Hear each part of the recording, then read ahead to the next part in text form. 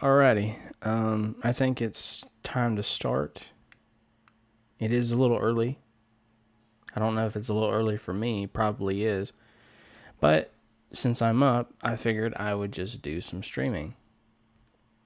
Might even do a stream later on today. I don't even know. But yeah, everything's kind of just chill this morning. So we're just going to do some gaming and see how well it holds up. I'm going to test 3 different things today.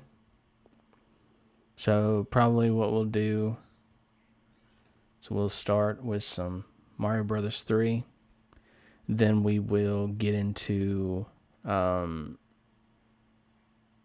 we'll probably try Mega Man Legacy Collection.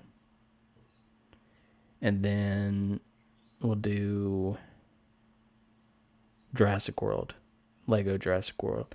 See how that game holds up. Because I was able to get Mango HUD to work with it finally. So we can see the specs on it and everything. See how it plays out. Although I will warn everyone that where I could, I've had to set my games to 30 FPS. I had to pretty much set everything to 30 FPS. Because even though I watch stuff in 60 FPS all the time, my computer just isn't doing it when it's streaming. So I've done a couple of modifications. So like, for example, I have disabled the C states and the P states in my CPU. I've set the stream back to 30 FPS with 3000 for the bit rate.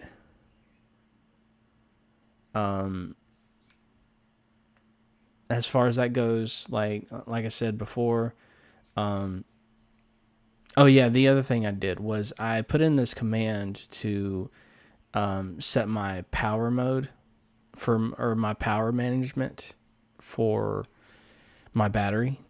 So I was able to set it to performance. So yeah, I've done quite a few different things, and I finally got it to a point where I'm streaming.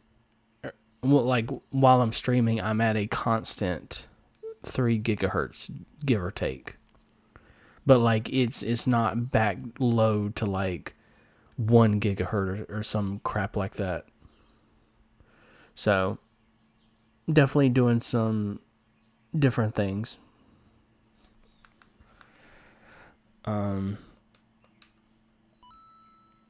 But yeah.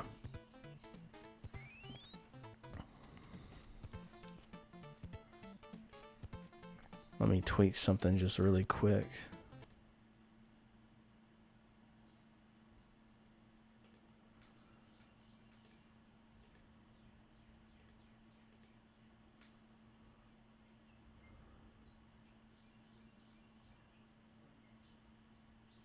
What is it that I'm... Oh, I know what I'm tweaking now.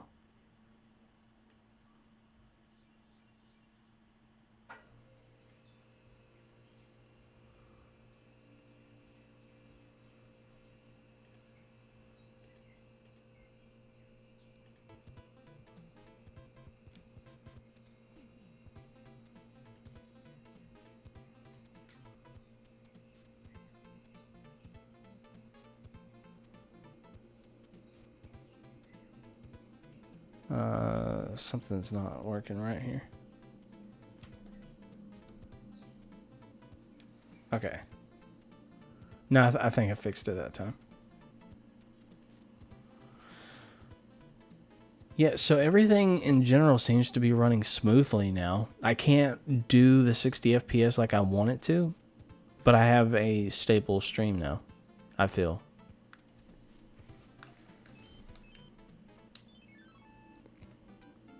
So yeah, that's actually not too bad. And on my end, yeah, it is 60 FPS, but actually, the other thing that I haven't really tested out yet was to see if Kava was the issue. Because Kava could have been the issue too. Because that significantly, like, slowed down being able to load Waybar fast enough, for example. So yeah, for that reason, I don't have the Waybar version of, or I don't have the Kava version of Waybar is what I'm trying to say. Which, I'll get over it. It was just more like a thing that I liked, but I didn't have to have it. The other thing that I could have done was that I could have just set it to 30 FPS. And then that way I wouldn't have had these issues. But I think it's better, honestly, to just leave it alone and just not have Kava. Like, it's not that important to my setup that I have to have it. It was just nice to have, really.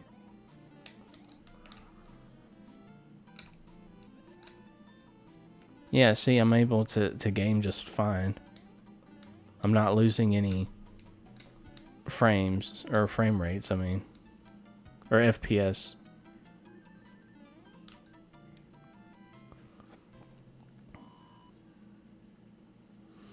So far, so good.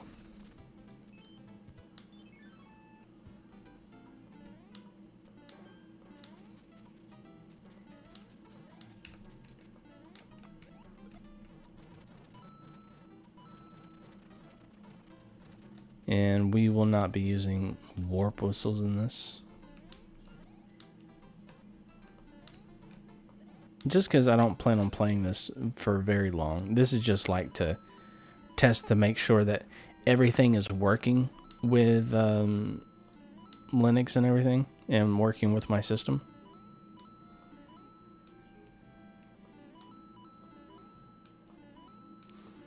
And here's the thing about doing tweaks to your system. Doing tweaks means that you're draining your battery a lot more than usual. So, I mean, you kind of have to be careful about your battery consumption. Unless you just don't care about it. Because, like, it does wear and tear on your CPU as well as your battery over time. Which, right now, as long as it's performing like it is, I'm not touching anything. So, you know, I don't really have to worry about doing anything to it. As long as it's performing like it's supposed to, yeah, I don't care.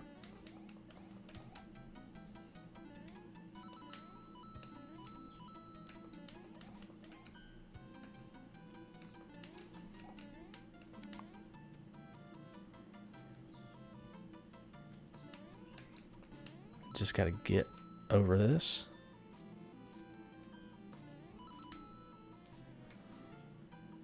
Pogarino, welcome to the chat. So glad to have you here with us today. Just doing some testing, some more testing, because we did some testing the other day, and I don't feel like I've given things a fair shake lately, as far as like gaming as well as just cache EOS in general. Like, I wasn't able to give like especially with cache, I wasn't able to give like my full on thoughts about it. But like, after using cache EOS for a few days now, I can honestly recommend it to people, because that's what I run now, and it's great for performance and stuff like that. Gaming, I'm not going to notice a whole lot, simply because I don't have the best hardware that I'm running right now.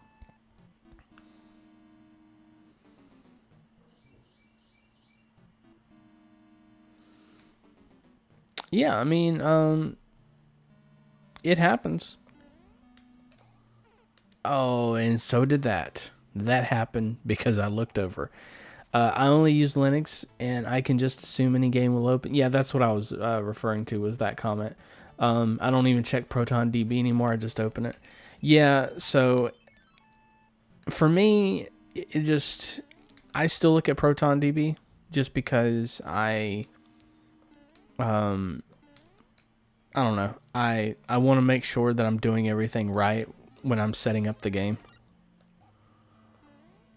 So I just kind of I make sure that everything runs like it's supposed to, like that, and I'm checking to make sure that I can run Mango HUD. We will get the warp whistle on this one.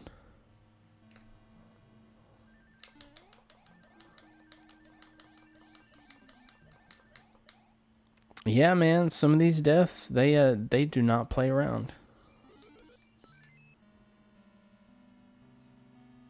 They do not play around at all.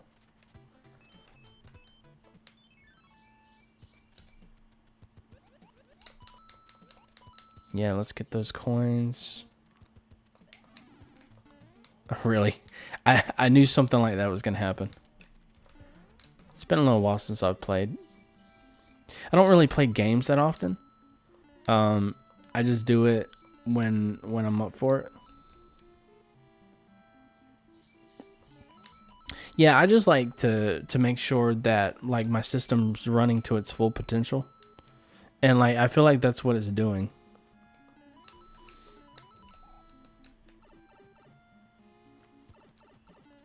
So yeah, I really just wanted to get out of there. That's why I took the damage.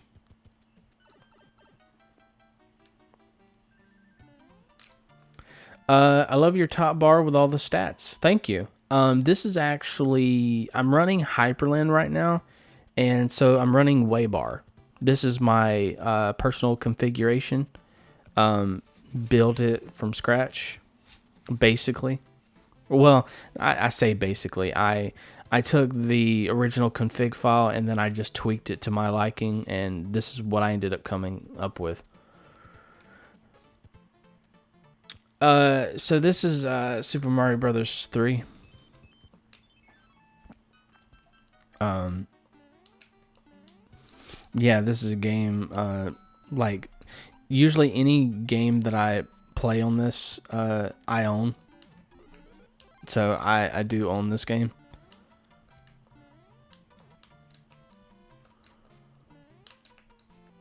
But yeah.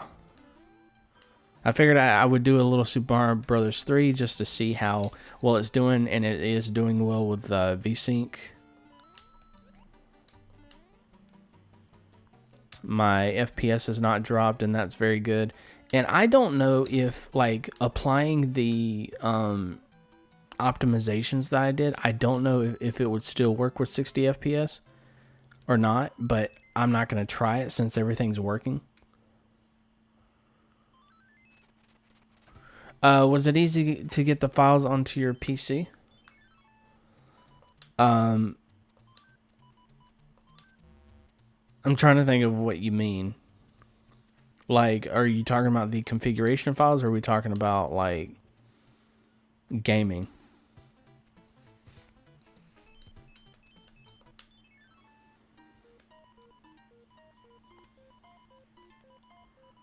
Alright, let's see what we get this time.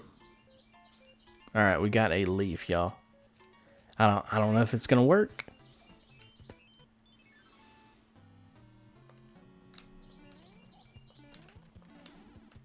Yeah, that was kind of just a tad bit lucky. Oh, okay, I see what you mean now. Yeah. Yeah, it wasn't that difficult.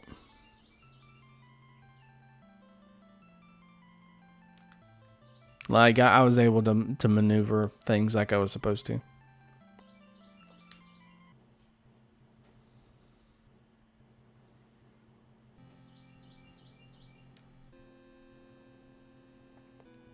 Hello and welcome to the stream. So glad you could join us. Today we're doing some gaming on Linux.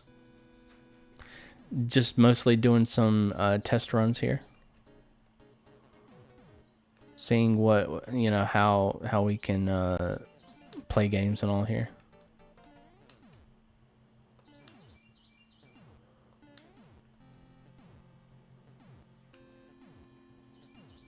Okay, and then...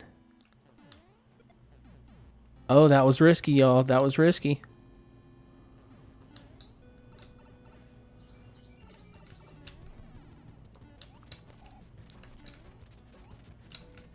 Okay, and then there we go.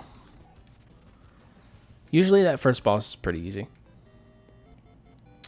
So I am on CashOS. As I was mentioning before, I'm running on Hyperland, and I'm using Waybar as my top bar. And that reminds me, I've got to switch between using Swaylock and Hyperlock. I do not like Swaylock whatsoever. Well, thank you. I appreciate that.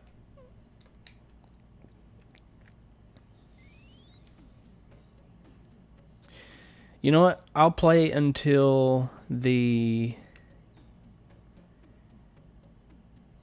30-minute mark.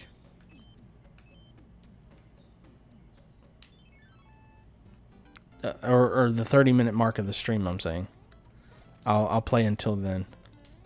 Because I was trying to figure out when I wanted to switch games, but I think that's what I'm going to do.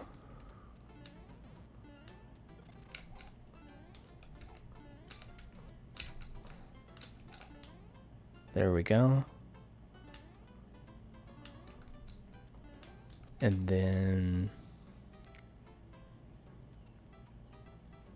But yeah, I am thoroughly impressed with my CPU right now because it had been fluctuating. It was not running like it was, or like I wanted it to. Because I want it to be constant whenever I'm doing stuff. And the fact that it wasn't constant when I was doing stuff, it like did not have good performance. I was just about to install Arch, but my ADHD said nope. Here's the thing. If you don't want to install Arch, install CashOS. I enjoy CashOS right now. It is it's great for optimizations and gaming performance and stuff like that. On top of that, like there are just some quality of life things about CashOS that I really enjoy. That's what I would do if I were you. And that just saves you from the heartache and headache of installing Arch Linux. Also, hey, welcome back. So glad you can make it. Oh, you want to? I mean, hey, listen, that's another thing. Like, if you want to, then that's great. Because, like, I used to run Arch. And I loved using Arch, but there were some things that I don't know. Like, I heard about Cashy, and then when I heard about Cashy, that's when I said, I'm going to try it out. I may not like it, but we're going to try it out, see how it works. And sure enough, it's pretty simple for an Arch distribution, while at the same time not sacrificing on quality.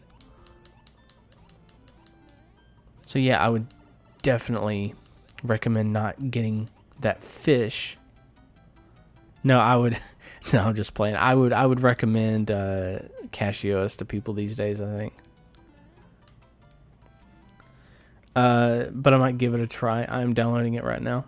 Gotcha. Yeah, so I mean, if you don't like it, then you just don't like it. But you know, I think it's worth trying out personally.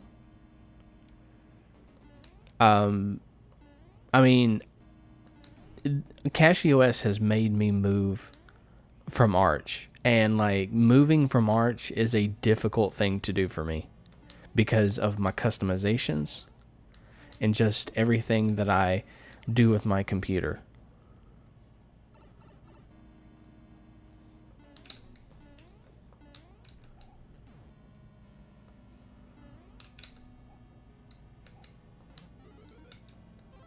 Yeah, give me that mushroom. Y'all, I ain't gonna lie, I'm probably gonna lose my mushroom here.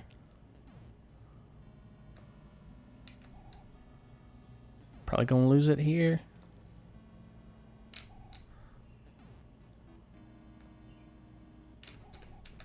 No, I wanted to go in the door. Let me go in the door.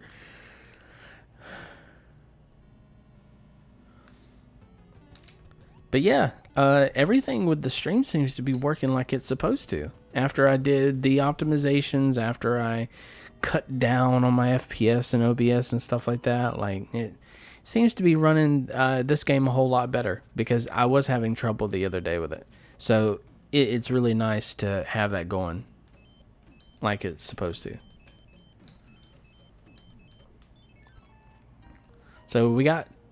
I need to actually plug in my laptop. Let me go ahead and do that now. As I say that, I probably do it at the most inconvenient time with this annoying music.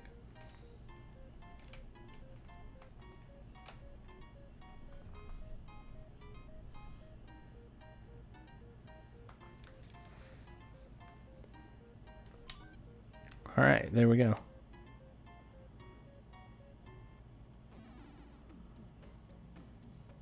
Is it Arch-based? Yeah, so CachyOS is definitely Arch-based. You're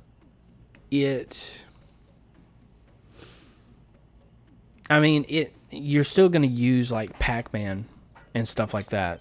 So it's definitely Arch-based. You meant SNES on Linux? No, this is regular NES. This isn't the Super NES. Also, welcome to the stream. So glad you could join us. As I've stated before, we are just testing gaming on Linux with some optimizations that I've done to see if it helps with my CPU as well as helping with FPS. And the optimizations seem to be working so far. I will not know fully until I test out Lego Jurassic World. But I do know that this currently works. That's always tricky. That little spot right there, that's always a tricky spot.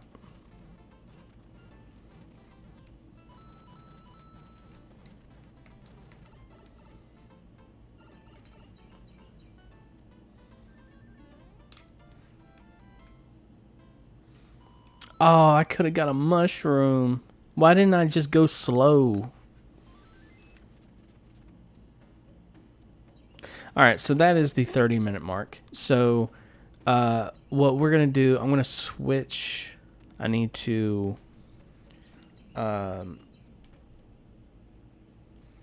we need to go to... Mega Man. Mega Man. Okay, that's enough. So the game... Whoa. Let's do something about that sound.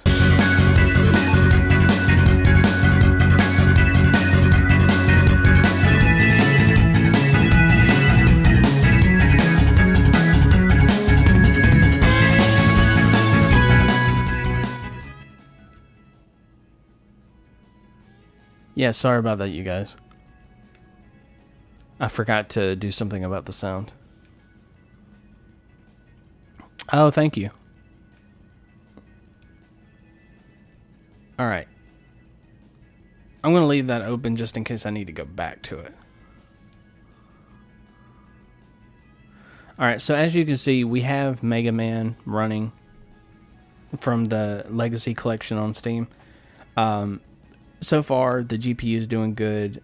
So is the frame rate. We'll know more about the frame rate once we get into the game itself.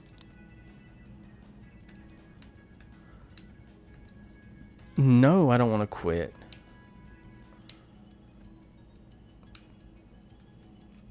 And then we'll just go into the first Mega Man. Press start.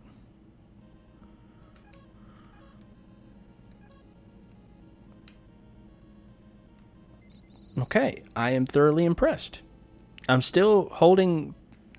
And here's the thing too. I need to. No, that's not the one I need to do. Let's. No, I think I actually have VSync turned on. I had VSync turned on in the Mario Brothers 3 game. I don't remember about this game. I think this game also had VSync on. Alright, so let's just see. So far I'm able to do everything that I need to here as well.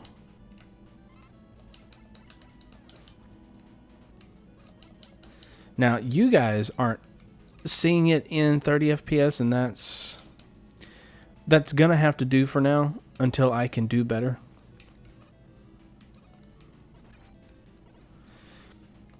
I mean, I personally prefer 60 FPS, but you know, I'm only doing what my computer allows me to do.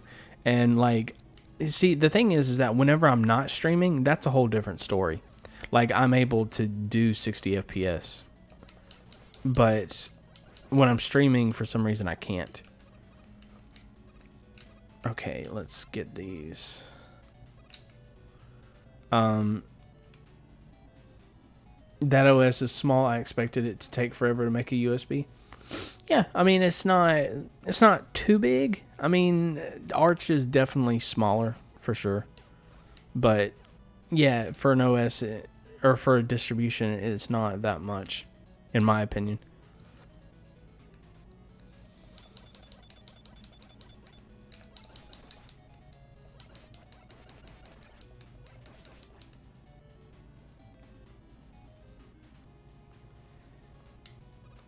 But yeah, oh yeah, I know what I was saying. So like, I do plan on eventually upgrading my PC. I've just got to save up for it. So it's probably going to take a few checks. Yes, there is a minute delay that is on purpose. Because I set it on normal latency. In the future streams, if you guys would rather have me put it on ultra low latency, I can do that. The only thing about it is that it won't allow for live captions, or not live captions. It won't allow for subtitles, is what I'm trying to say. And that's the only reason why I have normal latency on. But if it's not really going to matter to anyone else, then I can just I'll set it to ultra low latency for the next stream.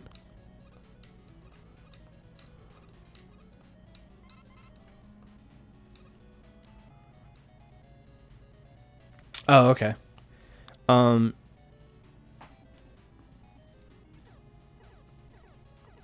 But yeah. So I gotta save up for the PC. Because it's still going to be a laptop.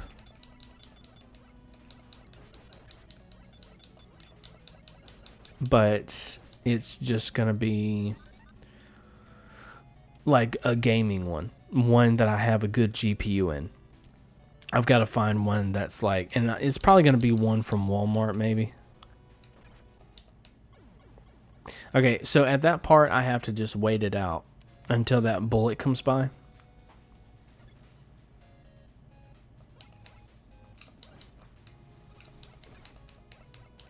But I mean, you know, it is what it is. Like, I'm working with it, and like the stream I don't think is doing that bad, even though it's not the most ideal setup. Like, I can still stream just fine. And to me, I think that's more important.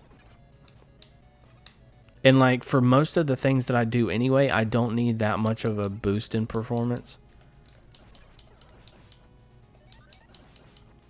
But I did boost it for performance, so that way I could get what I need out of my system. Because like, I don't just game on it. Like, I also draw on it. I also do music production. And I would like to have a smooth running experience. So, I did some optimizations. This thing is more snappy, more responsive. I was looking at the other screen.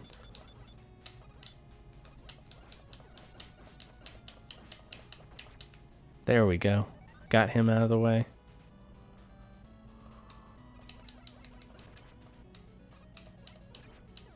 Oh, yeah. Remember when I said I was going to watch out for him? And then I didn't.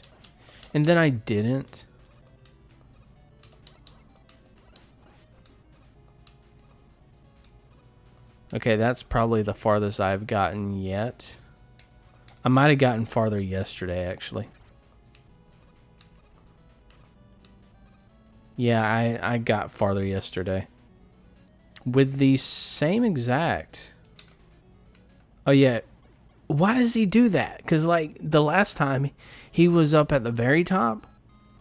For some reason, I don't know.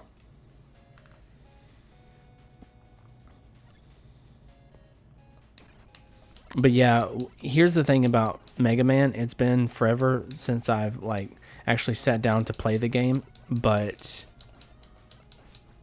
this is going to be a game where there's going to be a lot of failure. Just simply because I haven't played Mega Man in a while. Like, actually sat down and played it. I played it the other day to test out the specs on it. So, like,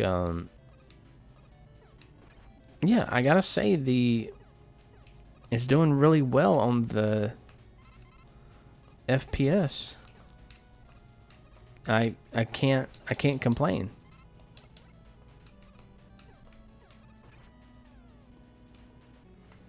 And I'm already this far into it.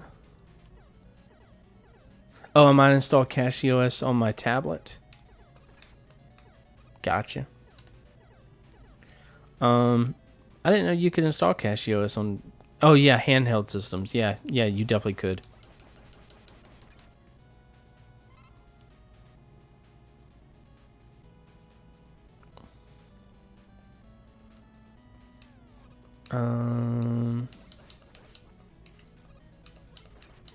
Oh, no, I was doing so good, too. Why didn't I just wait? See, here's the thing about gaming. I'm really bad about waiting for my turn to do something. Really bad about that.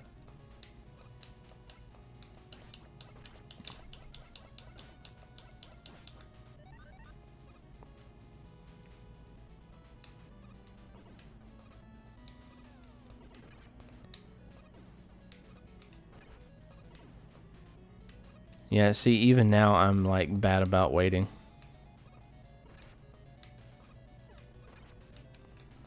Are you serious?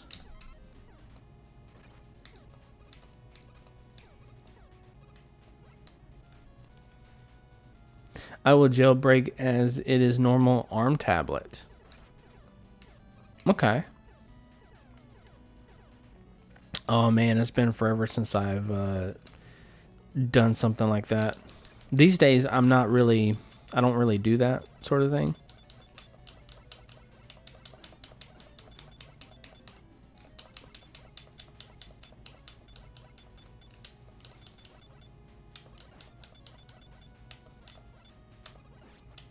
There we go.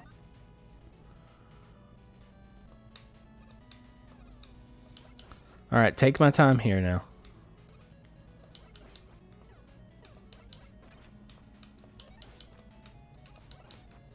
There is no shit. Oh.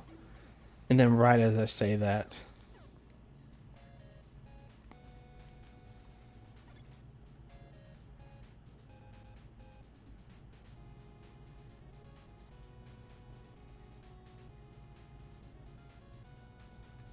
One moment, please.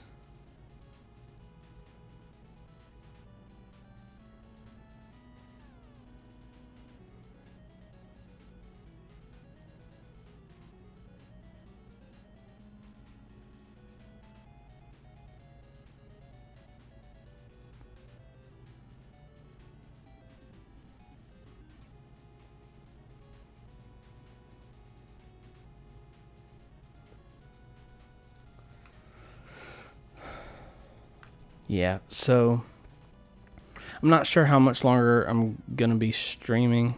It just kind of depends on certain things. But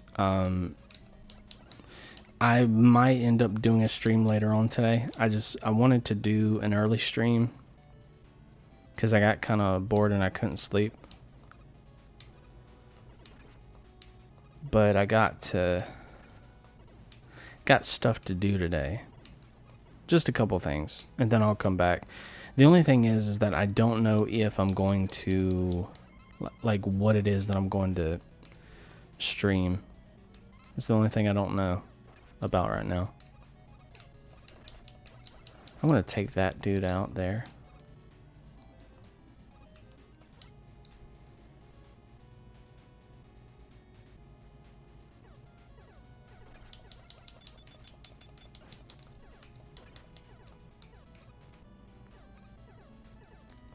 No, if I do that, then they'll just come after me. So we'll go up top here.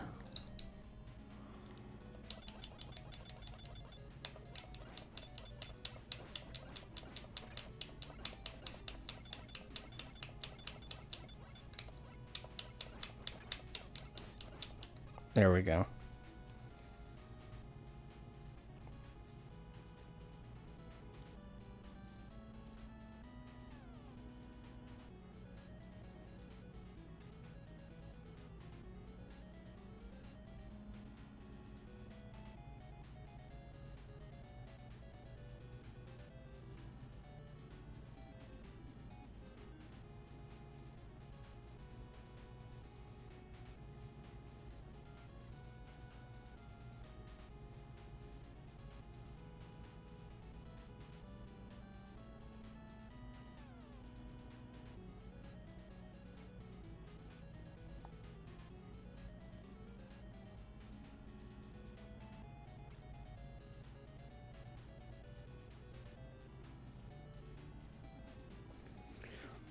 I just noticed, is that MSI Afterburner in Linux? No, if you're talking about the thing in the top left-hand corner, that is Mango HUD. I don't use MSI Afterburner. I don't know if I can even get away with using MSI Afterburner because I'm using a Intel graphics. Well, I'm using Intel graphics, Intel CPU. So I don't know like what it is that I can do exactly. Like, I don't think I would be able to run MSI Afterburner, but I've thought about it.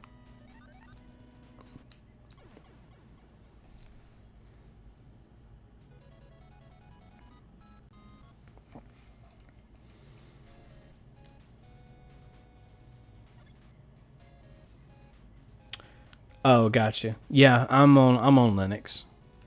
I mean, it should be obvious, but yeah, no, I'm not running MSI Afterburner.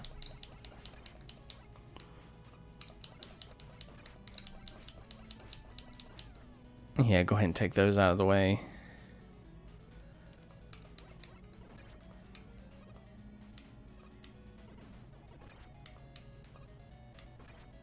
No, I wasn't patient enough. But no, it runs on my system. Oh, gotcha.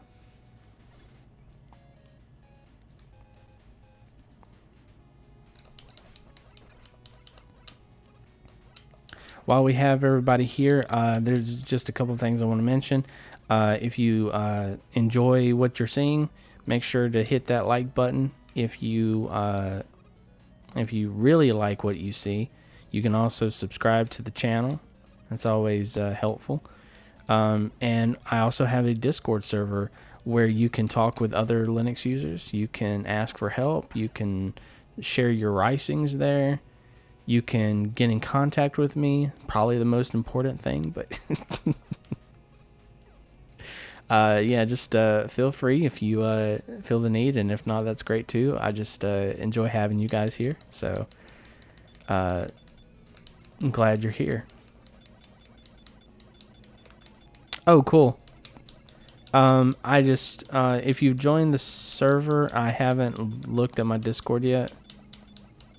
I normally don't look at Discord unless I'm like not streaming.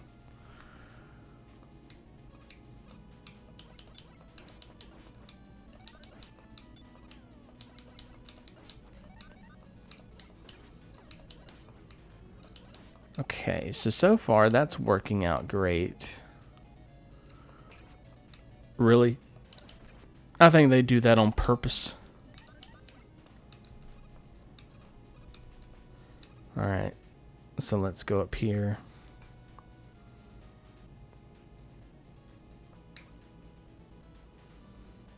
Oh, that's what I should have done.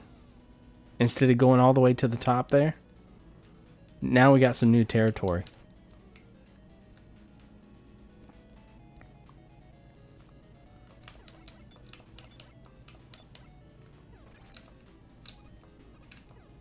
Oh man, are you serious?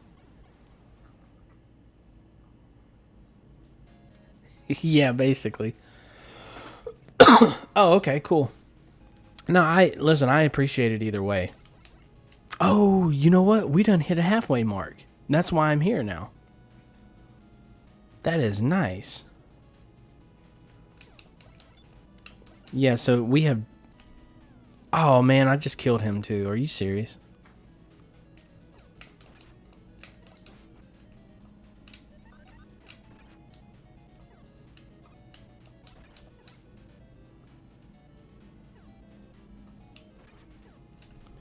Just getting just a little bit impatient here.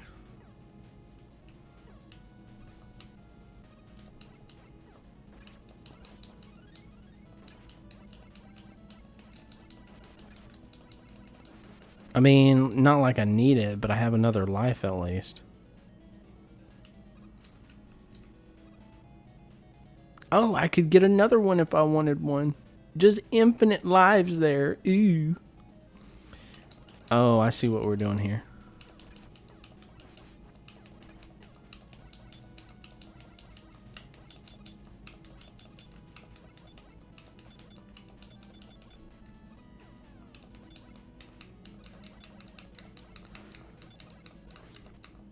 Oh, he wouldn't shoot. Oh, cool. Thank you. I appreciate the support.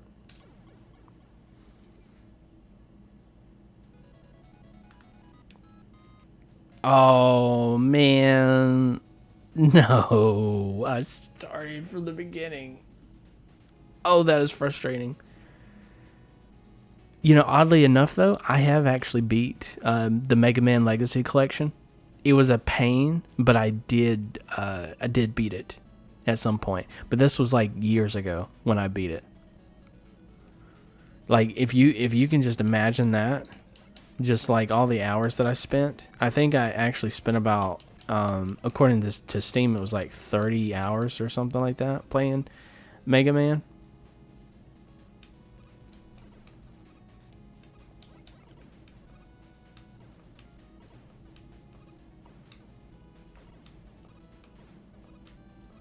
Okay, so far well, I was about to say I'm getting through that, but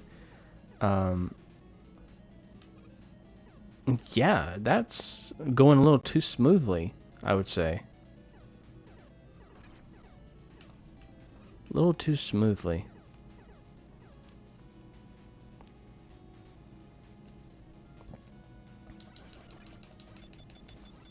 These guys I can't ever trigger.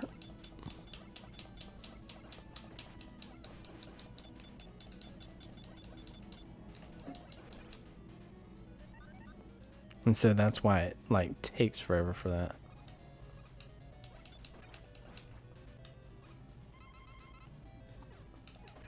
But that was nice. Also, that extra life is nice.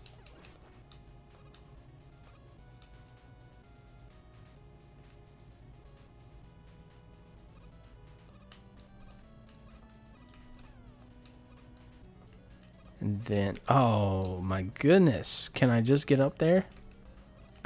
Listen, Mega Man, if you could just like not be a douche about this, I really need to get up there. Never mind what it's for.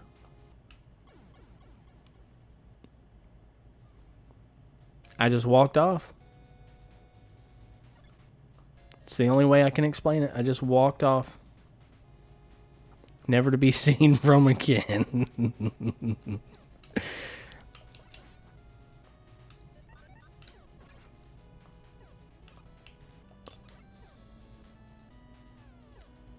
Okay, cool. Alright. Then go back up here. I don't need that extra life, really. But I need this dude.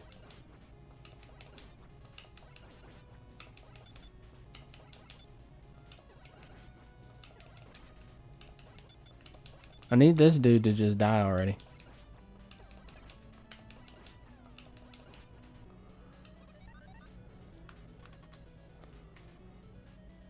Oh, what have we got here?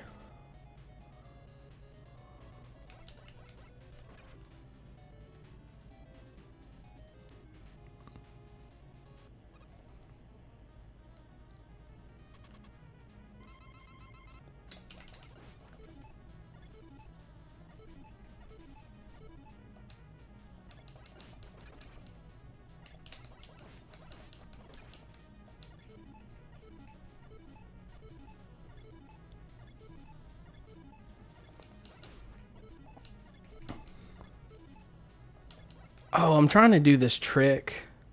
I was able to do it before. This is why I kept pausing as much as I did. I was pausing as much as I did because there's this trick that you can do that allows you to, like, you do damage to him and you keep hitting the pause button. This is only in Mega Man 1, by the way. You keep hitting the pause button, like, once you start hitting him and everything. And then, like, he dies quicker.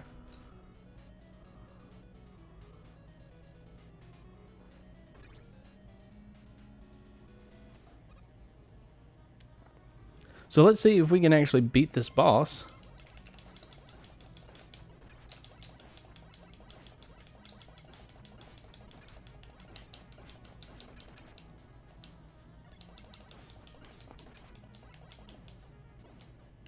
There we go. We got him.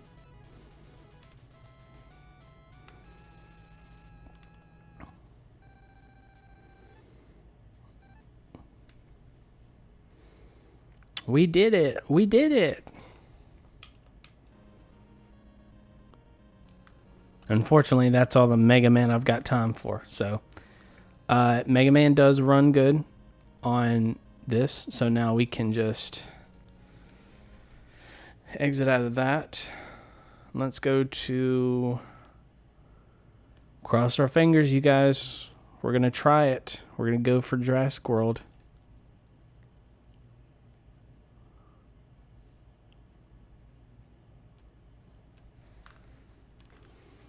We're going to do it.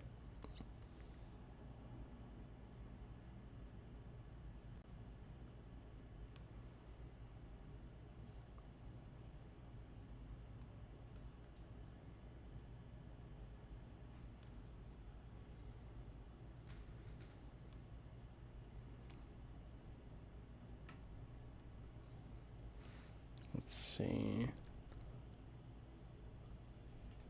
We'll go back here.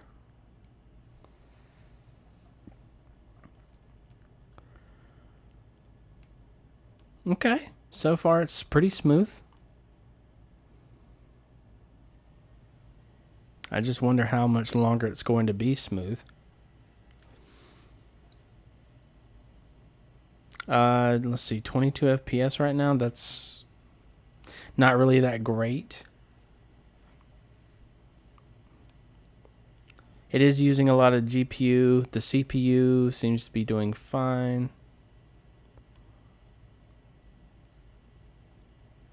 Let's just press any button. Let's see how the cutscene goes here.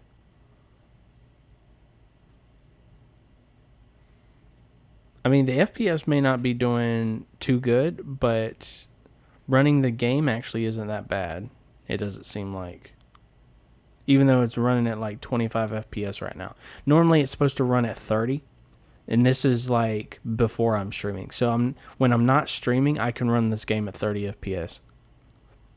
But when I am streaming, for some reason, this and like my CPU, mind you, is like running around 2.9 gigahertz or something like that. So it is still keeping up with what needs to be done here. It is at 70%, give or take, probably around anywhere between 50 to 70% of my CPU is being used here. And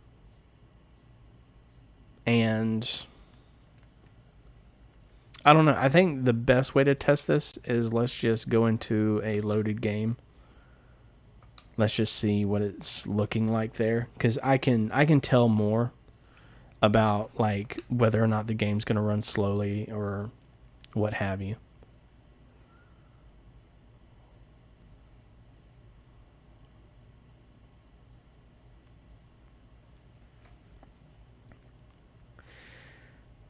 Okay, so performance isn't doing that great.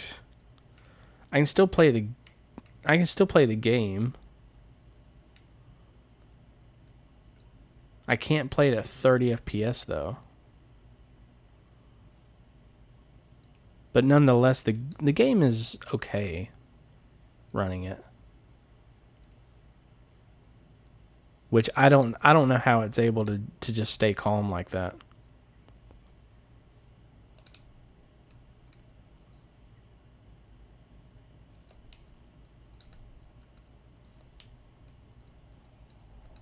I don't know. I guess when they say light gaming, that's just what they mean as light gaming. But like, yeah, normally I can play this game at around 30 FPS.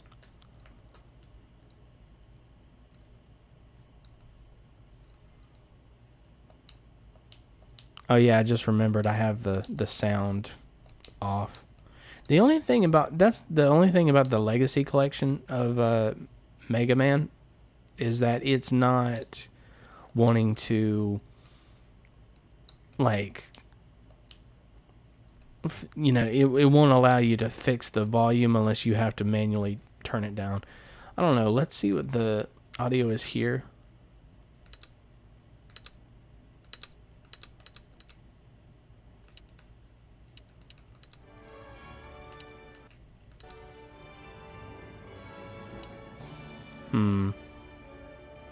I don't know. For one, that's still a little loud.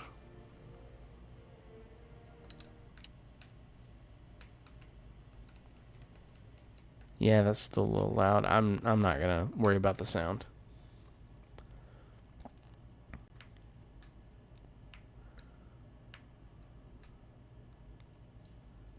But yeah, I mean that's pretty intense. And like the thing is that I've got everything down on this. So like it is low when it comes to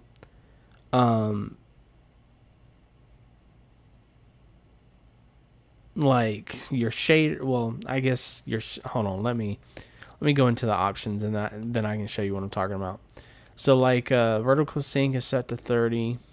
Oh yeah, the texture quality is stuff like I was talking about. So texture quality is set to low. The effect settings, I got FSA off. Shadow quality is low. Bloom is off. Depth of field is off. Motion blur is off. These are basically the tweaks that I used to have to pull whenever I was playing Dead by Daylight. I wouldn't be caught dead playing Dead by Daylight on this system though, or on this computer. I mean, I would have to wait until after I got a better computer for that. But at the same time, do I play it often? Not really. In fact, I don't really game that often. Like mostly if I do any gaming, it is Lego games, it is retro games, it is cutesy games, it is whatever I'm into at the time. And so yeah.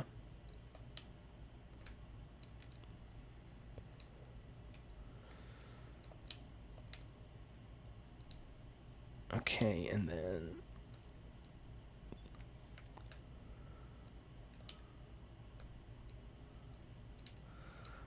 Do do do do do.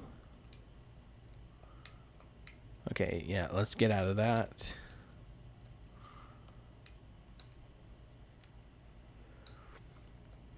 So yeah, I mean, here's the thing.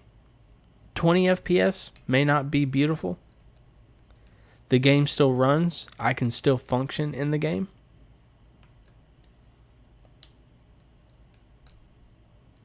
It, you know, and like I said, I would rather have all my stuff be at 60 FPS, but I just, you know, it's fine for now, but I know that later on I'm going to have to upgrade.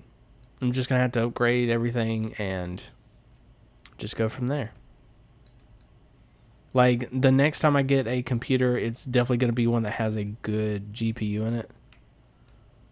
Because that's going to be important for whatever it is that I'm doing. But, like, having said that, though, this is a really good computer. Like, if you need one in a pinch, like, it's really good. Like, you know, I would recommend this computer to, like, people that aren't even tech savvy at all. Because, like, it does run 60 FPS. Don't get me wrong. Like, you can do some stuff in 60 FPS with this computer. Will you be able to do everything that you want to? No. But you can do what you need to with it. And like I said, I'm not always running at 30 FPS. Like, there are times where I'm running 60 FPS on most everything. But it overall, it does seem like everything has helped because, like, the FPS in OBS is stable. I haven't had any issues that I've run into with that. It's just, here's the thing about, like, laptops nowadays, especially laptops, but, like, computers in general.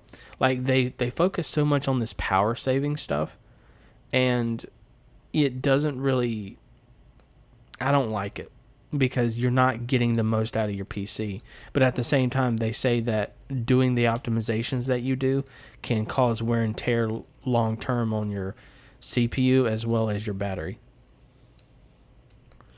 And, like, I mean, I guess, but I mean, I would rather have the the quality.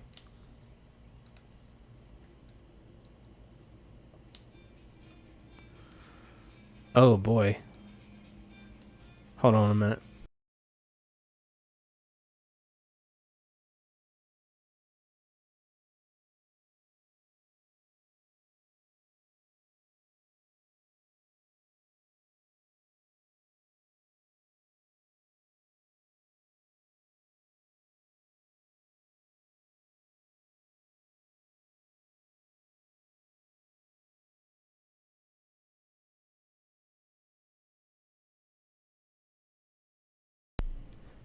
Okay, I'm back. And by the way, this is why you stream on the weekdays. Like, I've been you know, I did a stream yesterday. I did it late afternoon or whatever, late evening. Um I normally do my streams during the day though, and usually during the weekdays. But, you know, it is what it is.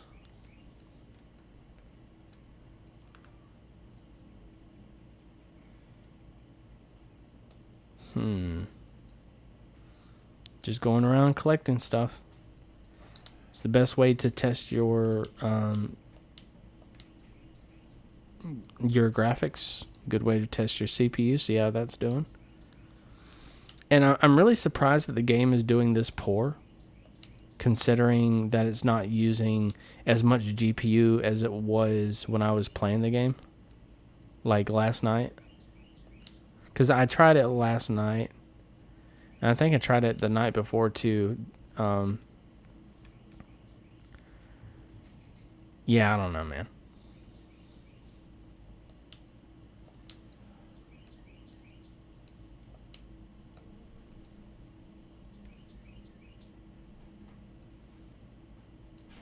Oh, can we dig up something here?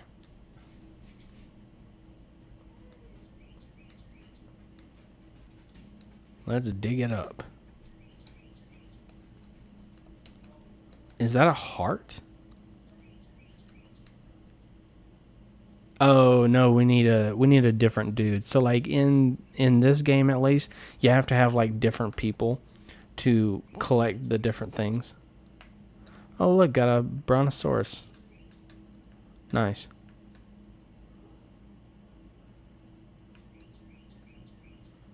Nice, nice, nice.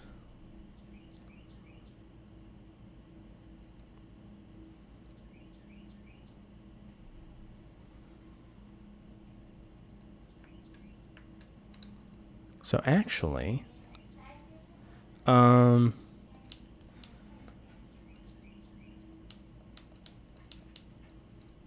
there we go. Looks good. Looking pretty good.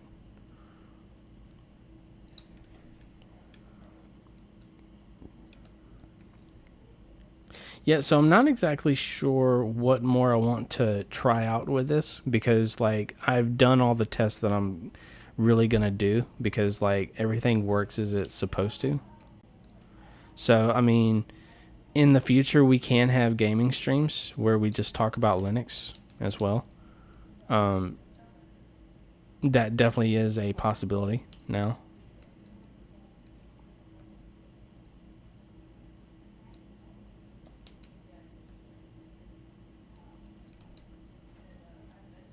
Do, do, do, do, do. Hello and welcome to the stream. Try Roblox. No, I'm good. Honestly, I mean, if you like Roblox, more power to you. But I'm not really into Roblox, but I do appreciate the feedback. So yeah, like I said, I don't really do Roblox. But it does work using something called Sober. Yeah, that's the thing about some games. Like, there's gonna be some games where you have to, you're gonna definitely have to use different things just to get your game running. Like for example, Fortnite. If I was to ever play that, which, I mean, a lot of people on the like that come to the channel here, they don't seem to like Fortnite all that much. I enjoy it sometimes, but I just, you know, not really.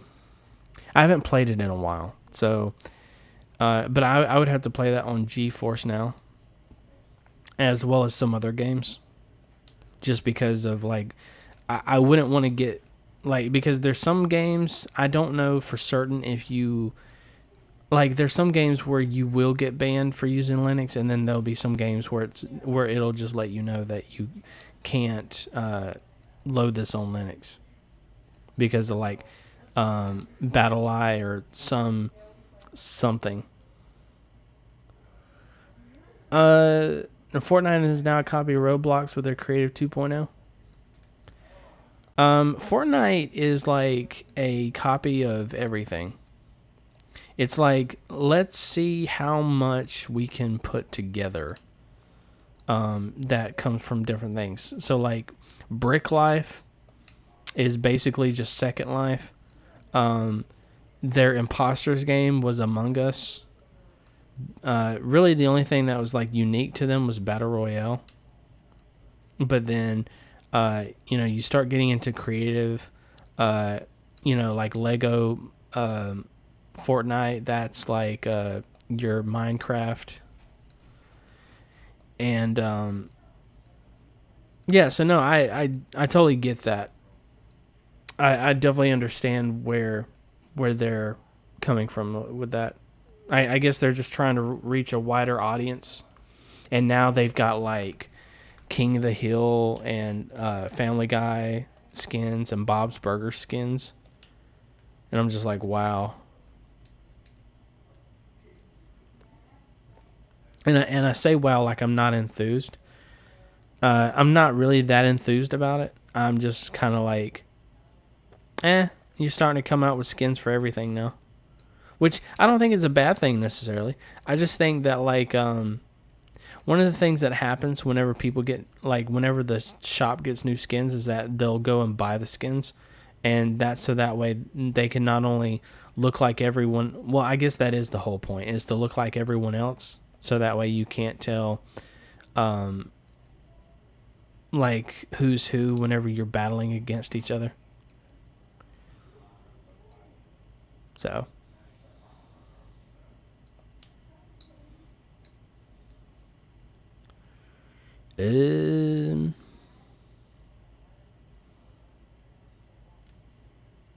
but yeah, even the recommendation page is the same as Roblox or Roblox.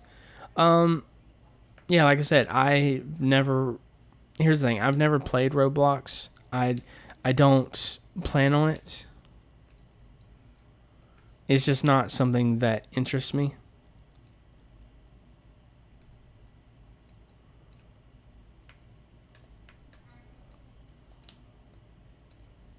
I wonder what other games I could possibly play though.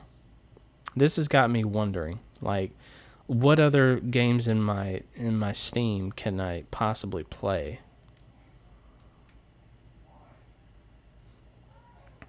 Uh, Got to go. Hitamari just broke and is breaking the system. I don't understand what that means, but if you do have to go, I thank you for joining us. So glad to have you here while you were here. And I look forward to seeing you the next time.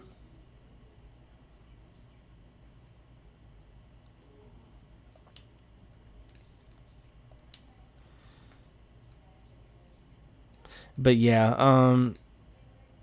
I mean, listen, the thing is that if you enjoy Roblox, then more power to you, because like everyone has like things that they like to play, or that is for gamers. It just, I don't know. I never could get into it for some reason.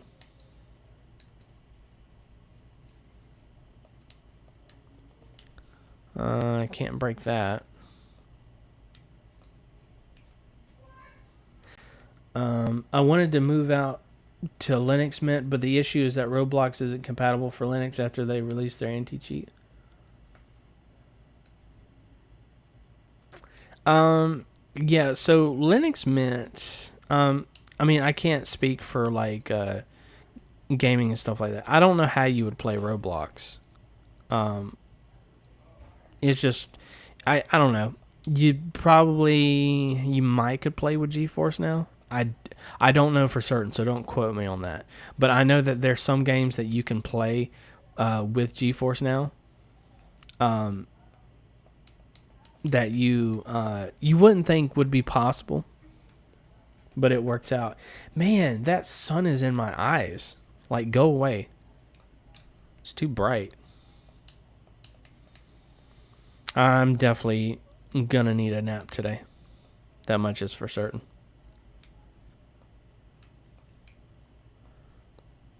I really wanted to get up there. I am more of a developer in Roblox. Okay. That's pretty cool.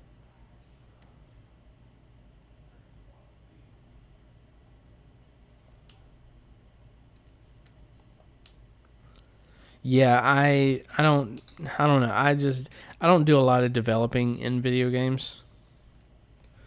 I just my time is more spent on my content. So, I don't really, like I said, I don't really game nearly as much.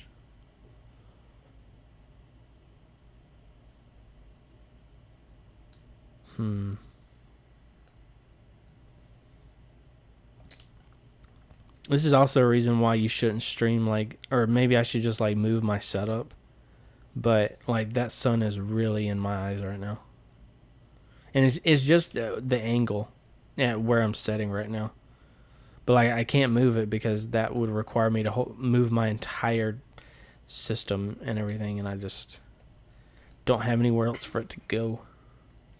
Made one successful game, and I wanted to move out for better privacy and performance, but I know that Linux uh, can be weird on NVIDIA. No, I get that. Uh, if you want something, listen. If you want something that works with NVIDIA, and you have thought about going with Linux Mint, I would actually suggest you use Pop! OS first, because they have um, Linux compatibility. In fact, they have a, from the last time that I checked, they actually have a NVIDIA install that you can use to make things a little bit more compatible. I don't know if you've tried that or not, but it would be worth it, I think, for you. Since, because I was on NVIDIA at one point or another, and now I'm not. Now I'm on Intel. But oh, gotcha.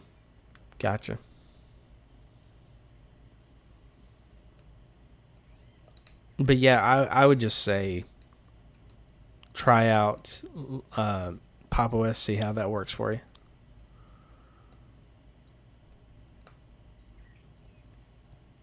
And I would be interested because, like, people, here's what I'm hearing about Cosmic.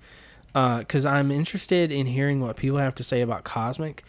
They're saying that it still has a long way to go, but I don't hear about the actual thing itself. Like, if it's good, if it's not good, like, what have you.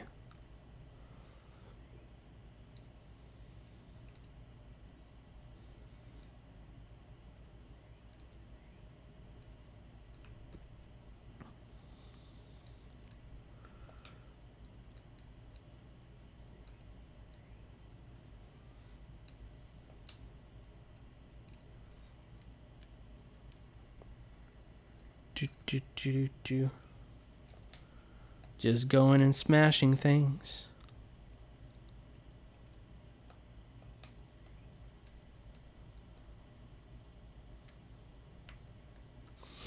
So here's the thing, though. Like, yes, it runs at 30, or this thing is running at 20 FPS, okay? It's not the 30 FPS like it's supposed to, but somehow I can still play the game. That is insane to me, how I can still play this game and it be only at 20 FPS.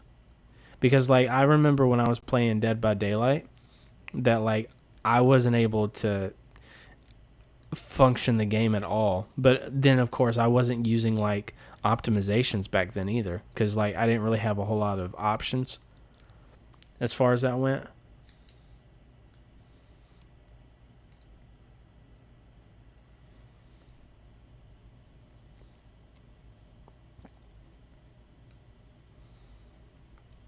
Do, do, do, do, do. I prefer to use double boot because I don't think AutoCAD and SolidWorks will work correctly in Linux.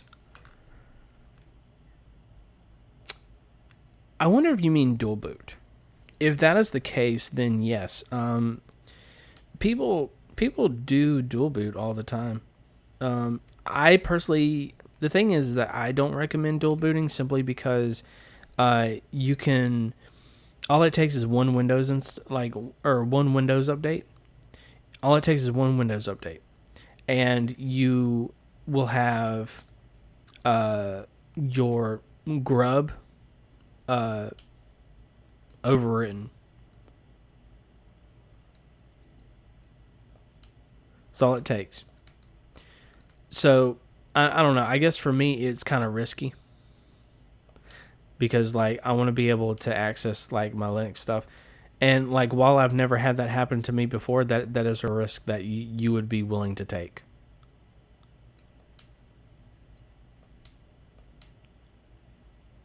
Oh, I guess I can put it together. Yeah, give me that coin. Give me that coin.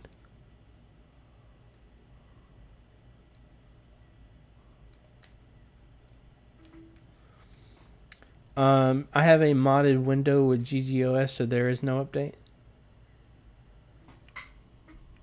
I'm sorry, what? Are you serious? You can have a modded Windows with no update. I mean, listen, I'm not saying that's not possible because, one, you're obviously doing it. I think that's just amazing that you can do that. I guess that's my point. I'm not doubting you. I'm just like, I'm amazed because I would rather, like, if I had to run Windows again, I would rather just never have to update. Unless I just wanted to, then that would be a different story. But like, oh man, the updates, they kill me sometimes. I guess that's why I like rolling, or one of the reasons I like rolling release. What's your problem, dude? Why is your car stuck? I can't help him because he won't talk to me.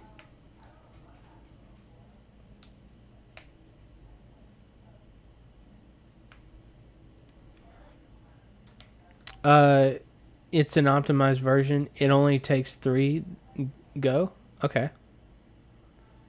Nice. Nice. I don't know. I just for me, I can pretty much do everything I need to in Linux. Like, I guess the biggest thing that I worry about is like if I ever have to talk to like one of my supervisors again. And if that's the case, then I can just use like the web browser version of like Teams for Linux or something. No, let me back that up. I can use Teams for Linux for that because it's running off of Electron, and so it's pulling the web version of Microsoft Teams. But like other than that, I really don't want to go back. Who's this dude? Oh, Dennis Nedry. I don't think I've got him. Yeah, I don't have him. I wonder how I ended up here. I think I definitely want to save this game. I definitely want to do a save because I don't remember coming up towards him. There's still a lot that needs to be done in this game. I've played all 3 of the Jurassic, because there's like Jurassic Park. I think this is all the way up to Jurassic World, and then there's like add-ons I think you can get for the game. I don't know if it includes the latest Jurassic World stuff, because I think this game came out back in like 2015 or something like that, 2016 maybe. So, ooh, I fell down. That's not good. And I can't fix that. I don't know what I'm doing there. What is this, though? Oh, you need her to go in there? The advantage of it is there is no useless pre-install apps like Edge, Copilot, or Telemetry, which is spying on people. Yeah, no, I get that. I think that's good. Like for people who have to be on Windows, I think that's good. Like because, like, let's be honest, the majority of people don't even need that stuff anyway. Like all the people that aren't tech savvy, they're not going to know what Copilot is. Like, so I wouldn't recommend it anyway.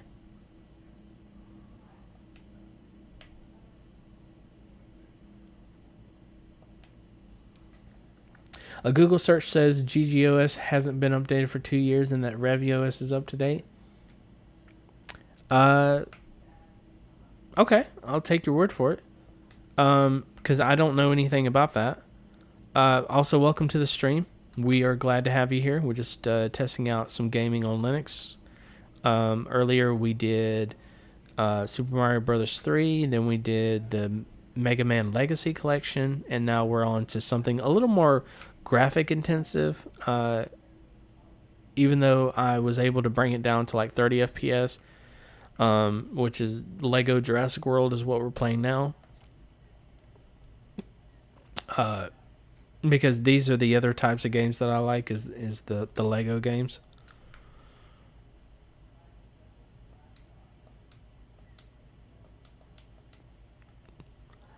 Okay, so we can build here.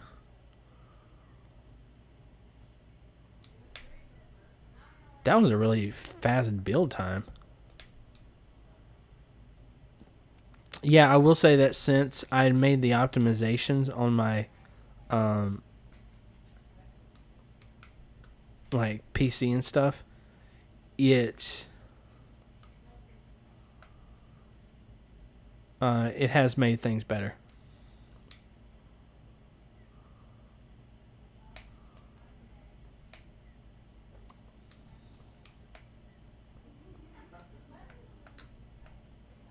Yeah, let's walk this line here. Yeah, I definitely need to save if it's not saving already. Use 1 GB of RAM. Cool. I didn't mind to update my stream anyway, but thanks again for the info. Gotcha.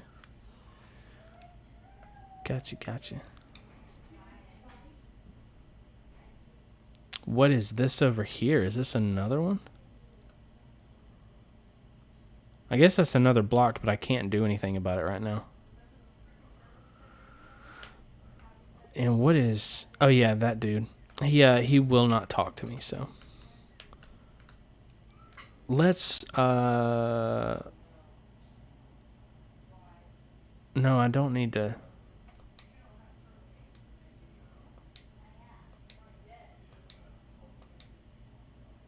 Yeah, okay, we're back here. Yeah, I didn't really want to do anything with the map.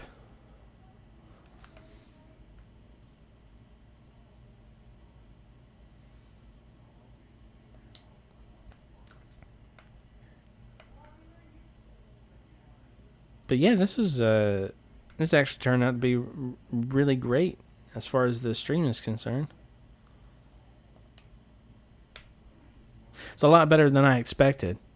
What I'm really enjoying about this is that like my CPU is doing what it's supposed to instead of fluctuating. It is being a little bit more constant, which means that my stuff is able to run better. I'm still running things at like 30 FPS though, just because, even if I run it on 60 FPS, I don't want it to like fluctuate because I think it would still fluctuate the FPS if I was to set it to 60, and I just want something that's constant. So yeah, we'll see when I finally am able to upgrade my system to something different. That's going to be exciting, an exciting time.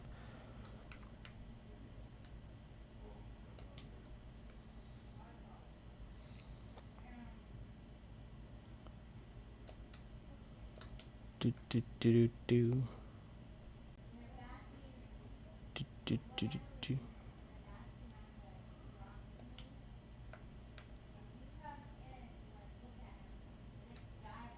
And yeah.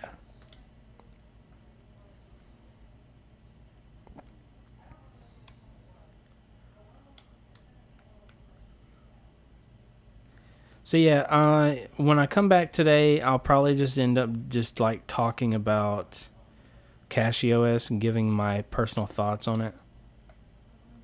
So it'll be more like a conversation than it would be just like me gaming or whatever, which will be really nice. Cause then I'll just be talking to you guys. But I gotta run and do a couple of things first, and then once I get back and get like a nap or something, then I can do what I need to do with the streams. Yeah, Pagarino, we are back with a game. We're doing Lego Jurassic World, trying to test out if it is playable and streamable at the same time. and even though it's not running at, really, I would like for everything to run at 60 FPS, but I'm trying to run it at like 30 FPS, but like right now it's just at 20 FPS. So, does the CPU stutter or just the frame rate? Usually just the frame rate, because, well, the CPU used to fluctuate, but now I've gotten it to a point where it will stay at a constant 2.9. So I don't have any issues with my CPU. It can run as high as 3.4, but it usually doesn't. Usually doesn't get past 3.2. As far as the gigahertz is concerned, it's a quad core. But the frame rate issue, or the FPS issue, because I don't want to say frame rate, because then people will say, oh, you're just dropping frames, and it's not dropping frames when I'm at 60 FPS. Like, it's not dropping frames, it's dropping FPS is what it is. Completely different thing. So that's why I word it the way that I do.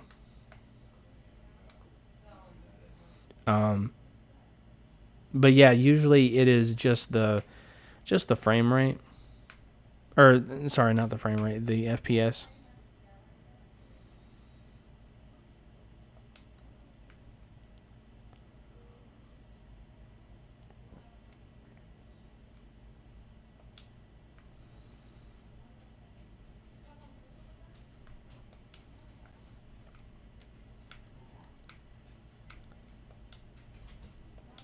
But yeah, I don't have that good of a graphics card as it is. However, with that being said, for it to be this is what I don't understand why it's not taking like 80% of my GPU. Like it's hanging around 60%, but my FPS is down. Like, how is that even possible? Because the frame of mind, in my opinion, is that, like, your FPS shouldn't go down just because your GPU is like at 60%. Like, it shouldn't drop.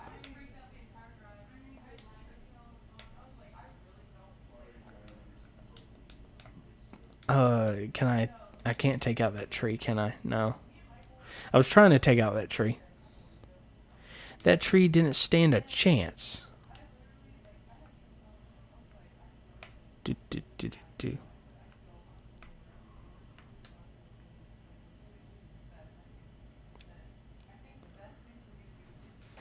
Well, how about that? The sun is finally getting out of my eyes. I can finally look at my PC now.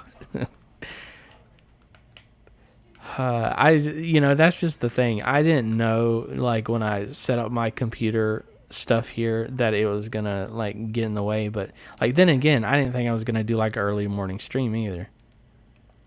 Like, I think what I want to do is, we're probably going to continue this for about another 20, 30 minutes, something like that, and then we'll probably just end the stream. So, like, if you guys have any questions about anything, or you just want to talk, either way, that's great too.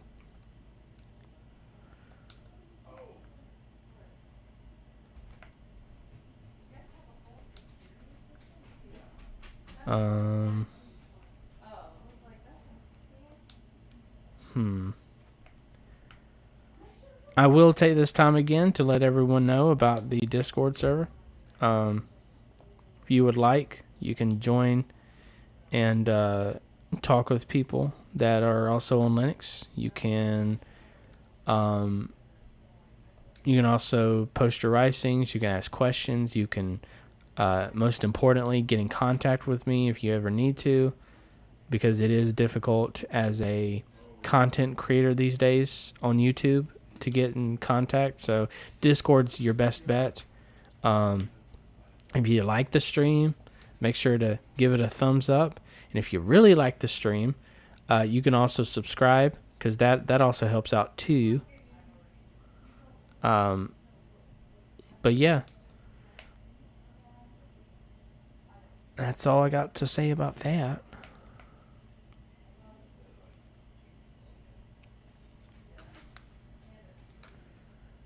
Oh, you only use Matrix? Uh, so I have Matrix. I haven't used it in forever. Um, I think the only thing that I've done with Matrix was like I joined DistroTube's server, if you even want to call it. Like I don't know what you call them. I think they're called servers. I could be wrong though. But like I haven't done enough in it because there's not enough people that are using Matrix for me to warrant going to Matrix. Having said that, if it does end up warrant using Matrix in the future, I will start using Matrix a lot more. I don't have Matrix now. I mean, no, I let me take that back. I have Matrix now. I just don't have it installed. If that makes sense. Like I have an account, but I just don't have it installed. That's what I'm trying to say. You know what? I kind of don't want to game anymore, but I still want to talk. So I will take this time to chat with you, lovely people.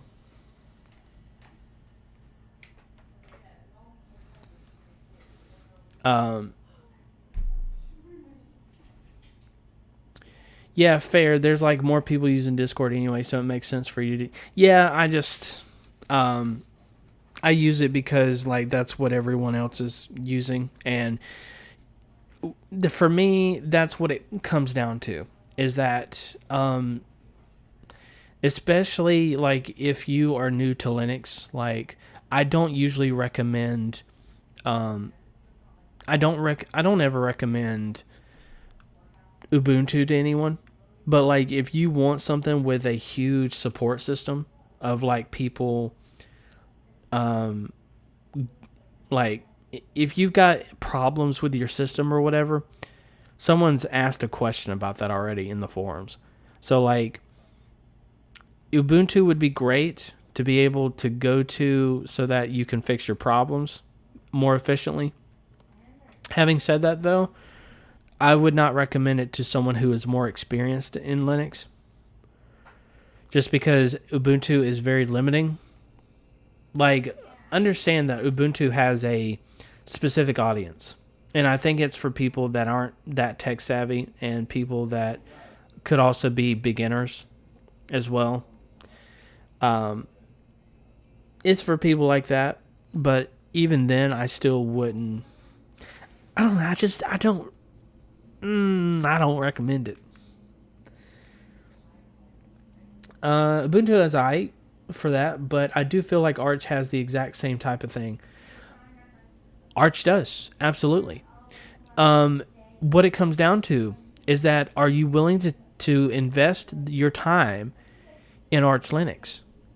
Because there is a lot to do, my dude. There is so much to do. And like this is coming from someone who used to run Arch. I now run CashEOS, which is a Arch based distribution, basically Arch for me, but like easier and more optimized for performance and stuff like that.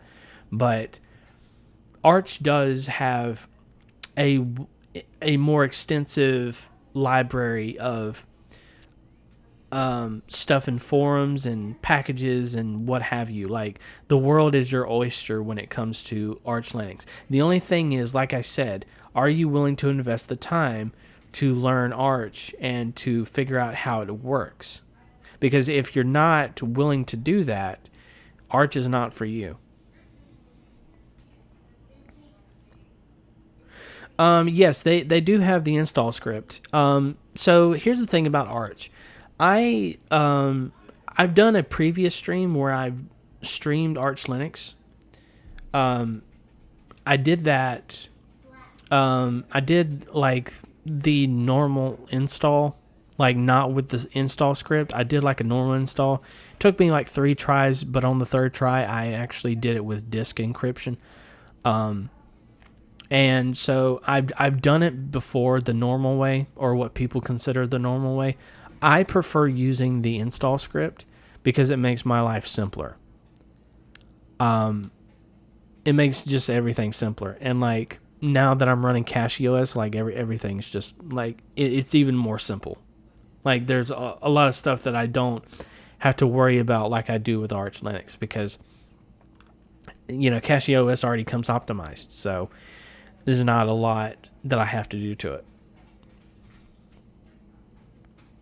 And, it's just those quality of life things.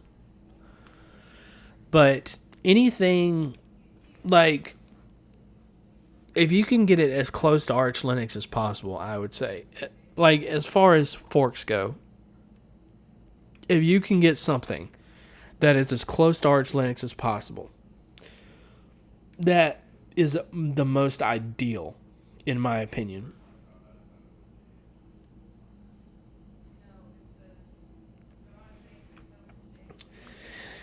Yeah, I'm glad there are distros which make Arch easier to use and install so everyone can benefit from the Arch ecosystem.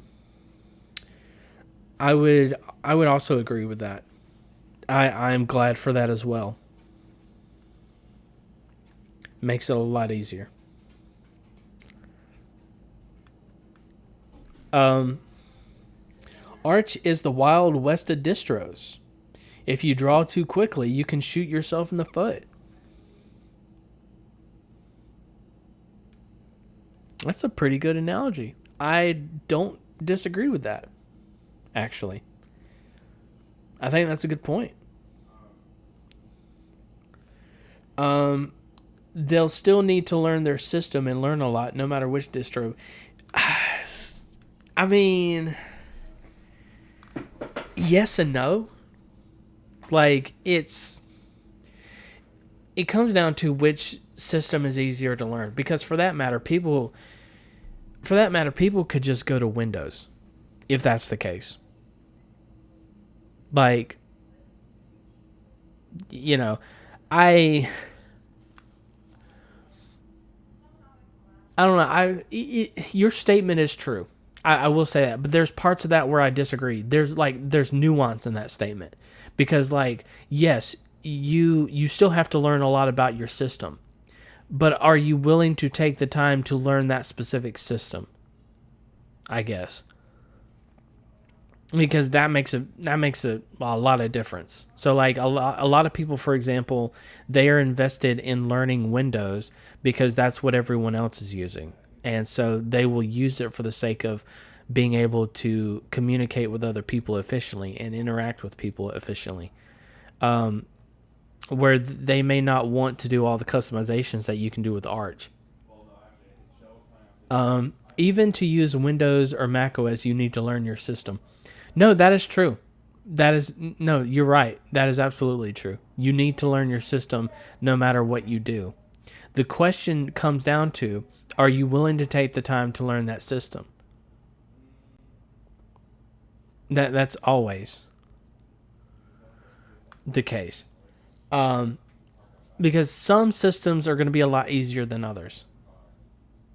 Ubuntu, it's probably going to be a lot easier because there's a lot more hand holding when it comes to that sort of thing. Ubuntu being like the one of the most popular distros out there. Still wouldn't recommend it, but like, if you need something that you can communicate with, then that's your best bet. Walking into this blindly, but Windows holds your hand and chooses for you almost to a detriment, but most people don't learn enough to see it as a detriment. Well, yeah, that's kind of... how do I feel about that statement? Like, yes, they do hold your hand. Everything is... I mean, you could also say the same thing about Mac. Like, Mac holds your hand, too. Like, the thing is that with Arch, I guess what makes it different is that it doesn't hold your hand. And that's the reason why I'm saying that, are you willing to take the time to learn your system? Like, yes, there is going to be a learning curve when you're learning new systems. Are you willing to learn that? Because it may be a little too much for you. Also, I think there's a difference between people who see tinkering as fun versus people who see the computer as access to their fun. Yes, that is also the case. I have actually talked about this before, where, like, because people talk about the year of the Linux desktop, and for me, I'm just at that point where it's like, when you talk about stuff like that, you have to consider the types of users that you'll be coming across. You have to know, like what type of computer someone is going to use it for. So, like, you've got your Windows users, your Mac users, your Linux users, and then your Chrome OS users. And, like, figure out what are they going to be using that computer for. That's going to be the point. So, no, I definitely get that. In fairness, I dual boot because I like Linux and try to use it for personal stuff, but I had to learn a lot back in the day to use Wi-Fi. Yeah, so that's kind of why, I mean, as far as Wi-Fi goes, I use Network Manager in Arch Linux. So, I don't know. It's definitely a lot to take in, for sure. It does benefit you greatly to know how your OS works in depth, and I do think almost anyone can do it. Yes, I th- I th- I would agree with that statement. I think, because I think anyone can learn if they are willing to learn. The problem is that a lot of people aren't willing to learn, and it's like Captain McGilligan, which welcome to the stream, by the way. Forgot to say that. There's a difference in tinkering as fun versus people who see the computer as access to their fun. So, like, for me, I truly enjoy tinkering with it. I like customizing my experience full on. Like, it's not just to be able to like browse and play games and do whatever else that I do, like music production and drawing, but it's also about the look and feel of my user experience. That's always what it's been about when it comes to me and Linux. Everything else I don't really care about as much. But the customization of it, tinkering with it, that is my jam. That's always been. Switched to Linux a month or so ago. Been loving it so far. Started with Mint, now using Endeavor OS. Okay. Also, welcome, Arthurus, to the stream. Welcome. So glad you could make it with us.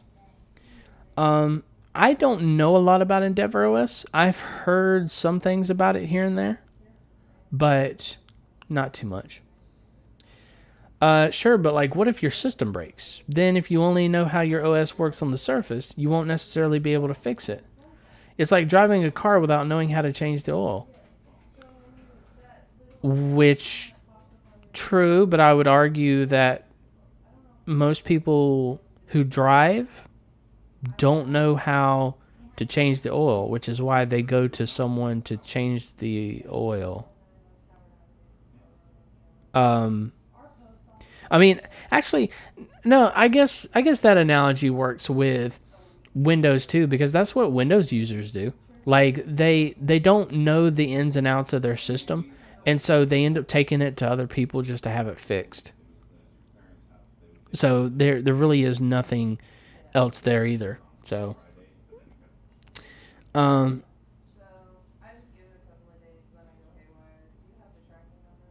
let's see. I agree, but most people just want a Honda Civic and to hand it off to the mechanic, not looking for a Formula One car. I mean, basically the same point that I was making, but I also understand Pagarino's point, and that is, you absolutely. Here's the thing. I don't want you to get me wrong. I believe that you should learn your system in and out. You should learn how it works so that way you can fix your own problems. But at the same time, there's not a lot of people that are willing to do that. And, I get that. True, and then they waste their money when they could have just fixed it themselves. Yeah, they absolutely could have. Like, here's the thing. I knew someone one time, and this is what's the crazy thing. They took their computer to a computer shop so that way they could format their hard drive. And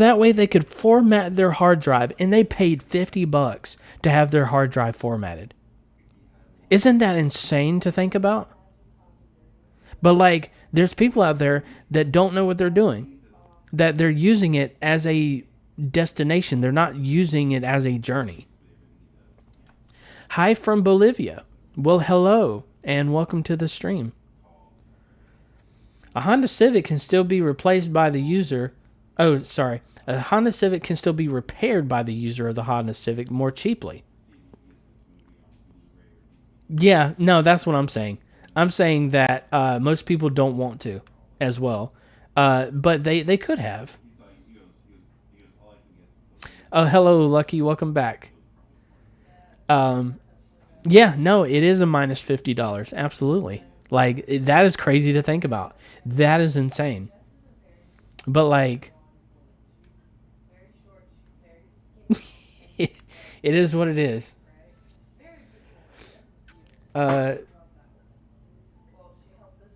No, I get it. Listen, no, it is putting money into someone's hands. No, I get that. Like, someone is getting paid to do it.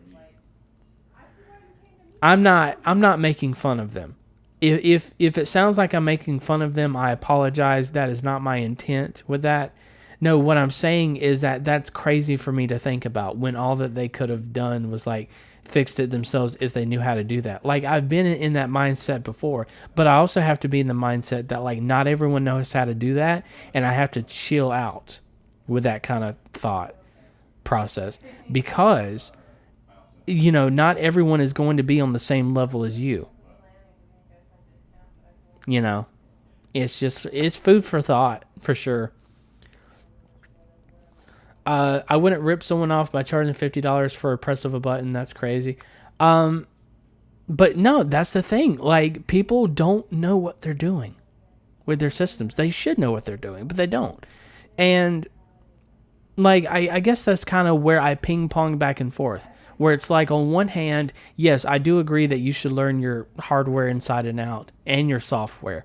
But then at the same time, you are going to have people that don't want to do that, don't have an interest in doing that, and just, it's crazy.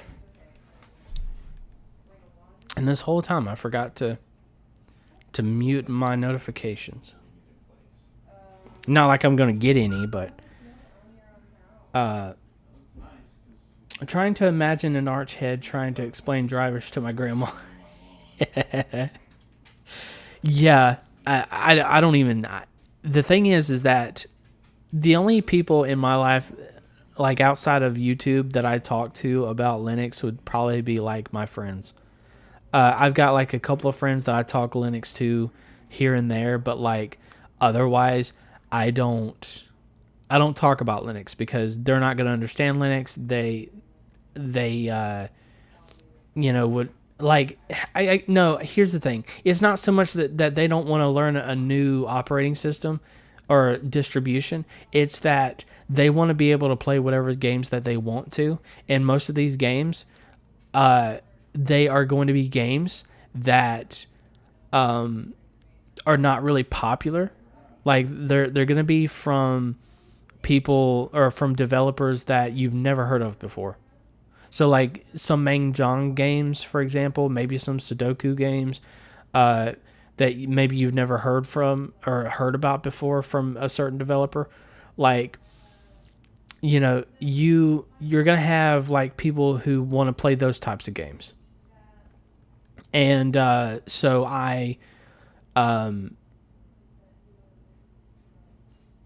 for people like that, like Linux is not going to be a good option because they just want to be able to play their games. And trying to get them to install Wine, trying to install this, trying to install that, yeah, that's not going to work out too well. The youth is learning Linux in the funniest way via Chromebooks in schools, locked down and silly, but still. Yeah, that's the thing about Chromebooks. Chromebooks, I don't care for. I just think that they're pointless unless you decide you want to install Linux. Then that's a whole different can of worms. But yeah, no, I get your point about that though. Not everyone is even comfortable even touching their own files, so they put their work on the desktop. I know because I've seen it personally. Oh yeah, you know what? Back in the day when we were using Windows XP, my dad he wouldn't put things in like a documents folder or a music folder or a pictures folder. He would often make folders on the desktop because he didn't really care so much about using the default folders. He just all of his folders was on his desktop. So that's also something to think about. Like for me, I like to have my stuff organized. Like I learned later on to not make the same mistakes my dad did in that regard. Having said that, I did learn a lot about computers from my dad, and then from there, I ended up developing more knowledge about computers. Let's see. It's true. I think we take our computer obsession and apply it to everyone as if they would ever care to learn. It's a shame, though, since computers are awesome. No, I agree. I absolutely agree with that statement. People are just on different walks of life. And while it may not be the best walk of life, like, that's if that's where someone is, that's where someone is. Putting all your files on the desktop is crazy work. Yes. No, I get it. No. Let's see. You are not wrong that people should learn their systems, but there shouldn't be the need to do so for that one type of user that's not interested in learning. First of all, I do want to thank you for joining us in this conversation and this stream. We are certainly glad to have you. And no, that's what I've been saying this entire time is that like you've got like different types of users that are using their computers for different things, and so not everyone's going to be on the same path. If you don't control the computing controls you. My dude, are you on some 1984 stuff here? Is that the level we have gone to here? 1984, you guys, all over again. Okay, even in Windows, I always hid away my icons. Clean desktop, clean mind. Dude, I remember there was a time in my life where I had the entire desktop filled with nothing but files and folders. I'm not kidding you. I was tech savvy back then, absolutely. I was very clueless on structure when it came to my computer. Now I don't do that type of stuff. I don't even use my desktop just because it is not it's not something that I don't like looking at my desktop and seeing a bunch of files and folders. That's just not my thing. Let's see. Your dad is such a based tech boomer. His customization immediately accessible. Yeah, I mean, I don't think you're wrong necessarily. But he is no longer with us, so he doesn't have to worry about his customization. In fact, his last years, I don't even think he used a computer. I think he just used his phone. And I think he was also on a tablet at the time. I think he got to a point in his life where he just wanted something that was simple, that he could work with, and that was just his way, like during, like near the end of his life. But back in the day, I did learn a lot about, or my foundations about computers came from my dad, and then I built upon that knowledge from there. Um, let's see. Oh yeah, no problem. Let's see. I think Linux has two real pitfalls that don't allow it to gain lots of popularity on the desktop. One, lack of a singular distribution slash experience, which I have heard this argument before, and I think you do have a point where it's not like a singular distribution. Uh, Makes it hard. There's not a couple of options, but tons. Uh, no, I get that. No, it's all right. It's been, it's probably been 6 years since he passed away, so like I wouldn't worry about it too much. Yo, hello world, hello Kai, welcome to the stream. So glad you could join us. Two, Linux scares the Huz. Nobody wants to show non-tech users their riced out system or setup because it's scary looking. Oh well. Uh, I'm not entirely sure what that point means, but no, here's the reality of this. I think everyone wants what we have. They just don't know how to do it, so they would rather not do it. That's the reality of this. That is absolutely the reality of this. Like, you know, no, it's okay. You guys know it's fine. It really is. I've moved on in life, so we're good. I'm kind of interested in trying Hyperland. Only concern is that an application launcher is a part of my workflow since I am forgetful. Are there clean application launchers for Hyperland? I don't know what you mean by clean, but there's two things that you can use. You can use Wofi, which is the Wayland version of Rofi, or you can use Rofi itself. I have yet to customize Wofi to my liking. I have, however, used Rofi on Wayland. It does work. I have tutorials on Rofi, and if you're interested in that, but those are the two that I would recommend for a app launcher. Like, I'll give you an example. If I just click this icon here, which is basically my face, my avatar, this is Wofi. And you can customize it however you want, but basically you just type in whatever it is that you're looking for. So like if you're looking for a Mega Man Legacy Collection or you're looking for Jurassic World, you can pull that up. And then you hit your escape button if you don't want to have that window open anymore. But yeah, I'm on Hyperland myself. I also use Waybar, so I do know that it is possible to have an application launcher. It's just a matter of if you like the way that it looks. I mean, you can customize it though. Absolutely. Ubuntu tried to be the one distribution to rule them all. The one distro to rule them all. You know, kind of like Lord of the Rings. One ring to rule them all. And people hate them for it. Listen, you try to force a standard, you become the a-hole. I'm sorry. You just do. I don't think rice systems look scary. They look cool. Yeah, see, that's the thing. Like, they're... I think what it is that looking at all that coding that you have to do is intimidating. But, like, for me, the way that I looked at it was that I wanted a end result. And the end result was I wanted something that looked really good to me. Something that was personalized to my liking, and something that I liked that I could style however I wanted it.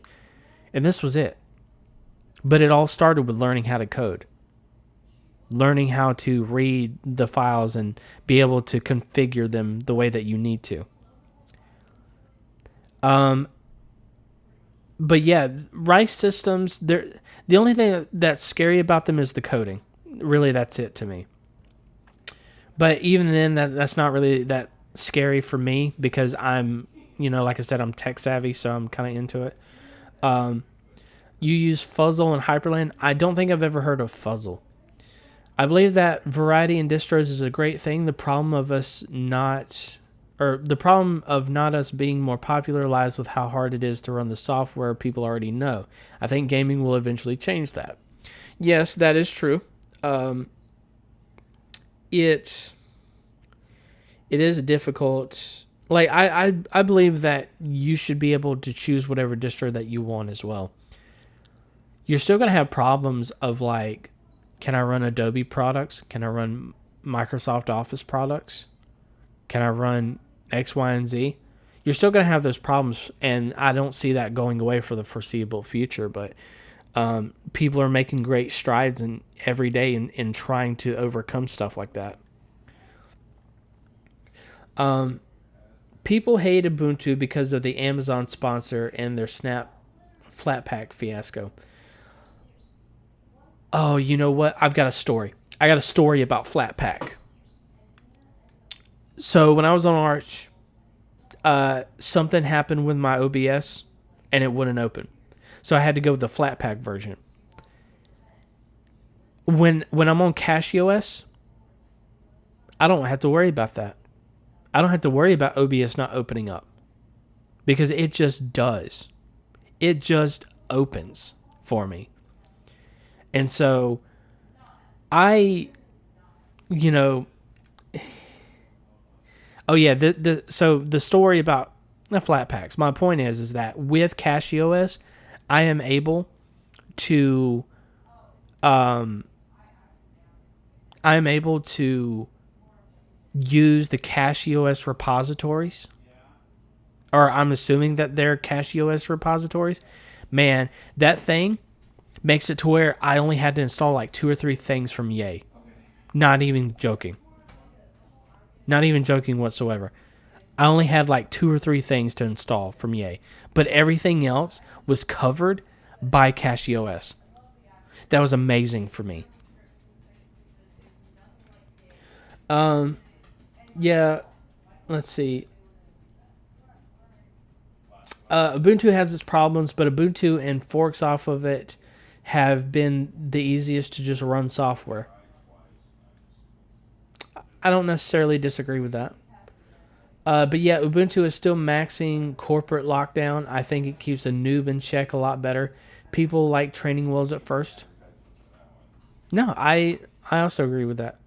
People want their handheld, um, not a handheld, but their handheld rather. Um, Whenever it comes to computers, they just, some people just have that problem where it's like they don't know enough about computers. So like here's the real question. The real question is, do you think it's worth it to convert? Or yeah, I don't know if convert is the right answer, but let's go with that word for now. Do you think it is worth it to convert someone from Windows to Linux as someone who is not tech savvy? To me, that's kind of the question that I ask myself. Um, why Microsoft Office when we have LibreOffice? It's free and does the job. There is an alternative for everything. Um, I'm sure that a lot of people will not see it that way. I personally use LibreOffice. I think it makes my life easier. I've been using stuff like that since I was in high school. Um, but yeah, no, I get that. The Hyperland Wiki has a list of app launchers in the section called App Launchers. Nice to know. Yeah, but not for business. Personal use mostly, but not when you need Adobe or Autodesk in your job. Oh yeah, yeah. So Adobe, the one thing that it has going for it is like being able to transfer your files more efficiently um, to people who I guess have like an Adobe account or something like that. Like transferring files back and forth between each other for collaboration is helpful in that regard. Which reminds me, speaking of Adobe, that would be great whenever I get my new computer, because then I could test. I could test Viadu and see if it brings down my FPS any.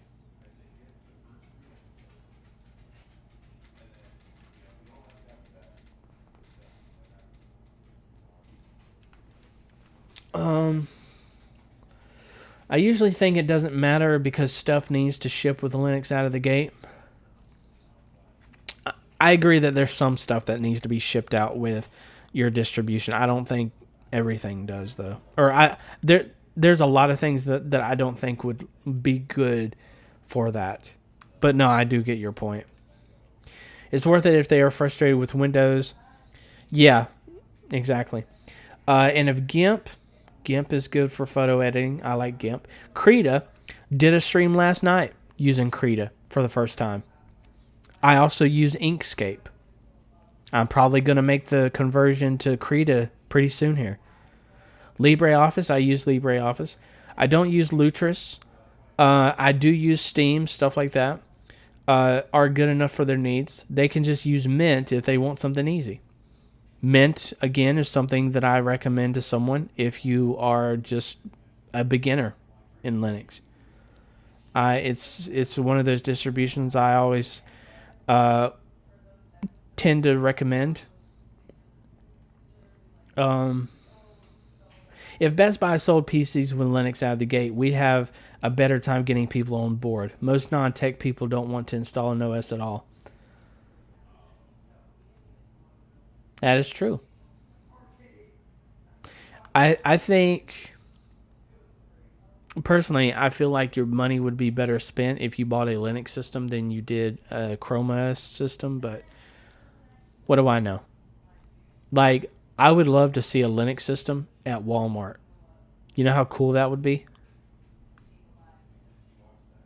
But, maybe we will get there eventually. Um, yeah, for sure. I think for personal use, it's accessible. I'm saying lots of people have at least one important app or product that wouldn't work. Yeah, there's things that just will not work for me that I would love to have. Like, I don't use it that often, but iTunes would be good, for example. Um, just because I like to put ringtones and text sounds on my iPhone. Um, Besides that, I would love to be able to use Adobe Character Animator, but at the same time, I recently bought an application called Honk, which would be great for lip syncing my character and stuff like that, but it's only for Windows. So I can't even use it on Linux because when I open it on Linux, you can't even see the character for some reason. So you don't know if it's there or not. Kind of sad, but it is what it is. Um, Hard sell when everything basically just works on Windows. No, you're right. You're absolutely right. As someone who works daily with Windows, I can tell you one thing. Everything does not just work. I'm sorry, I'm going to say that. Like, every time y'all say it like that, I'm just going to say, just work. I'm going to say it just like that. It's quite the opposite, in fact. Yeah, no, everything doesn't just work. No, you have to. There's some things that work. Okay, like you plug it in and you play on some things, and then there's some things where you're just like, my thing's not working. Please, I need you to work. I don't want to put in all this effort. Um, I have to constantly fight Windows to get things to work. On Linux, things just work. Uh, well, that's the thing about Linux. With Linux, it's either going to work or it's not. With Windows, you have a problem where like you don't know whether or not it's going to work. Like it could work, it could not work. It just depends on what it feels like doing that day. Technically, the Steam Deck is Linux. It does sell, but people can't screw around, and it shows you in a protected environment. That's why, or that's what people want, to not have to do anything. Yeah, no, I get that. Linux is best for the grandmas and the tech savvy who want to tinker.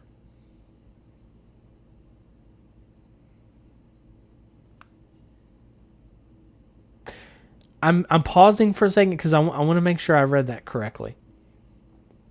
For the grandmas and the tech savvy who want to tinker.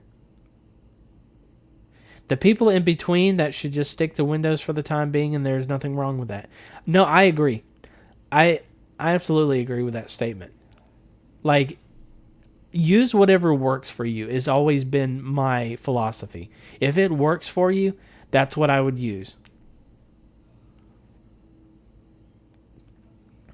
It does though, because you don't need compatibility layers, playing with drivers, etc. on Windows. I'm not a hater, but the compatibility isn't an issue for most software on Windows.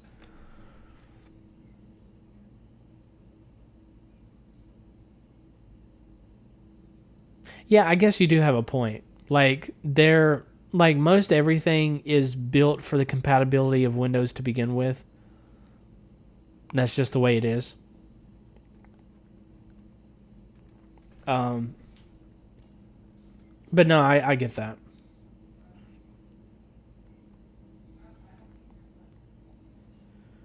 Um, yeah, people want it as a game box, so it offers a game box. Yeah, no, I can't argue with that. Oh boy, this has been a great discussion. My brain is getting quite the workout, you guys. My voice is too. But it's been a good conversation. No, I've enjoyed it.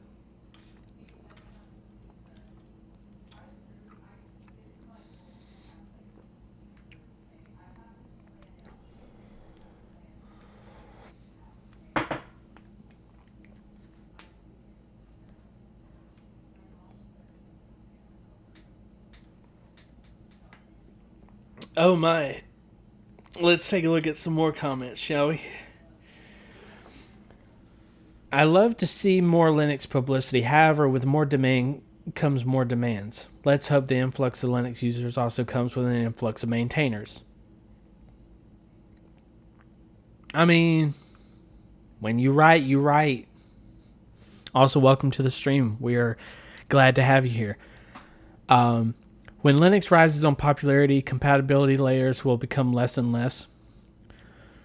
Um, yeah, I mean, just as long as we're able to eventually overcome this point in life, um, yeah, I think that would be true. If you think Windows just works, try making a local user account, bro. When I got this laptop, I was able to make a local account, but like with my last desktop, it would not let me create a local user account. Like, you would have to do some hacky stuff just to be able to put in a local account. Yeah, that's what I'm saying though. They do make it difficult in that way. What I love is having my KVM hooked up to my PC at home. Then I'm playing full PC games on my phone and people's minds are blown.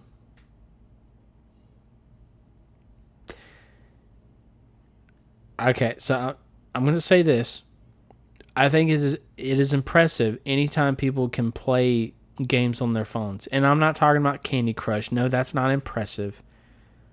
No, I mean like when they take games like Fortnite and then playing PC games right off of their phone. I'm like, how do you even go about doing something like that? Like, I think it's really cool.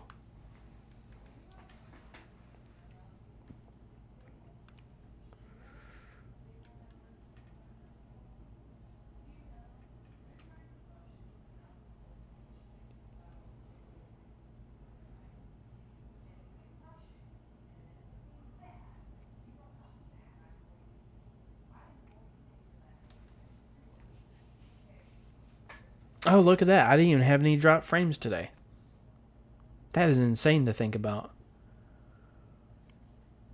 I hope Linux would have a higher market share. Let's hope the death of Windows 10 does that.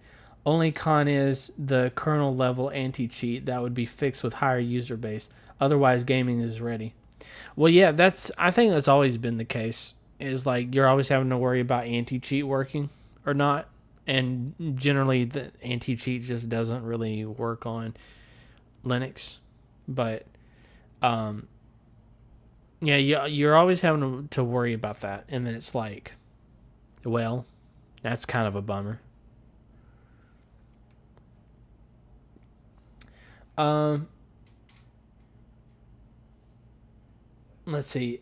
The only game that can be launched on Linux is 20-year-old Pixel platform.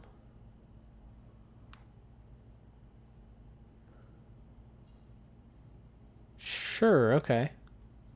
All I want is Meza to not regress at times and breaks Elden Ring. Bro, you trying to play Elden Ring on it? Uh, I, actually, no, I say it like that. I just, listen. I've seen people play Elden Ring. That looks hard to do. I've never played it before. I don't have any want to play it either. But I mean, that's cool. Like Elden Ring's one of those that's like intensive on your graphics. So like, that's a good tester.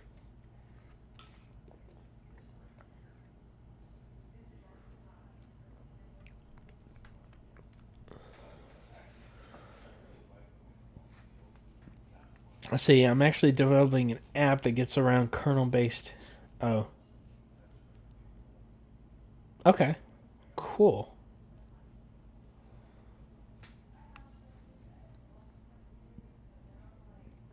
Yeah, but then at that point, when I don't know, like for Fortnite, for example, I know I keep bringing up Fortnite in streams, but like Fortnite's one of those games that they say that they will never come to Linux because of, um, they don't want to, they just don't want to choose a Linux kernel to force the game on. They think that Linux isn't ever going to be something that they're interested in.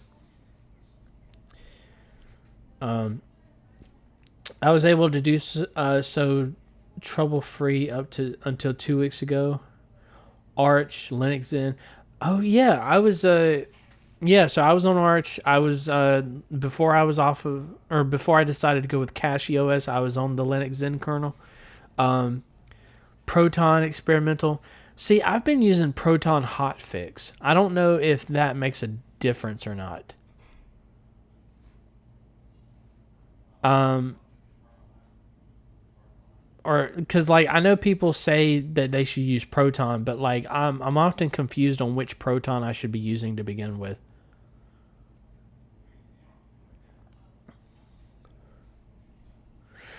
Um.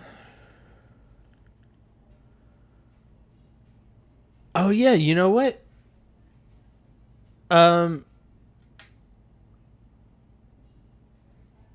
Never mind. I lost my thought. It comes and it goes.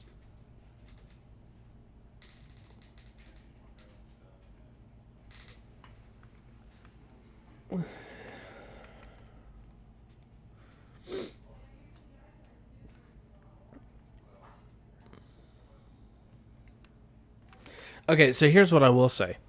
If you ever have something that you want to share with like other Linux users, like if you're working on any projects, um, I think I'm gonna create another channel in my Discord for that, or maybe that would be under self promo. But um, you are more than welcome to post that in my Discord. As far as like if like for anyone that's working on project like Linux projects, you can post it in the Discord and let everyone else know what you're doing, what you're up to. Maybe it will get some eyes on it, hopefully. Um, but yeah, I just don't know if I want to make another channel for it in Discord or if I just want to let people do it in self promo. That's the only thing. I usually go for the last stable Proton version. Otherwise, the latest bug fix if there's some instability. I don't know which Proton you should use. I use Proton GE because I heard it's good. I can show you all, show it off on Discord. Yeah, that's what I'm saying. Is like that would probably be cool. Hotfix is what Valve issues as a quick fix on specific games. Experimental is bleeding edge. As a quick fix. Experimental is bleeding edge. So then would you recommend doing hotfix or experimental? Because it sounds like I should be running experimental. Maybe that's my problem. Maybe I just need to be running experimental, and maybe I'll get higher FPS in Jurassic World. Also, hello, Nin, and welcome to the stream. So glad to have you here. But I've not had issues with any game in my library so far besides the ones with KL anti-cheat. Switched my desktop in January in preparation of Win 10 being EOL this autumn. Yeah, that's a bummer, isn't it? Well, I don't guess it matters. If you're unless you're using Windows, then it doesn't matter. But like for people that are using Windows, that's kind of a sad thing, isn't it? Windows 10 no longer being a supported. Kind of sad.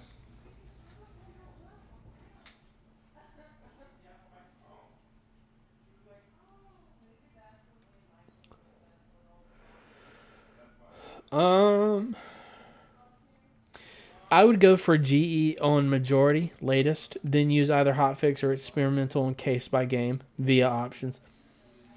Okay, so basically just use the latest version of Proton. That's what it sounds like to me. I'll do that.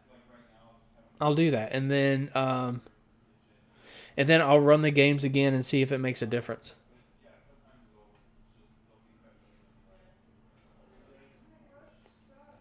Cool.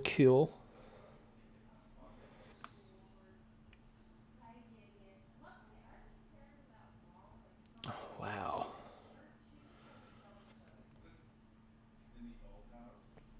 Proton GE is better. I don't know if I can get GE though. Let me take a look real quick.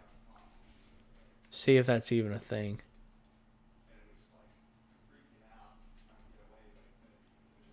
Library. Let me look at properties. Proton. No, I don't have a GE here.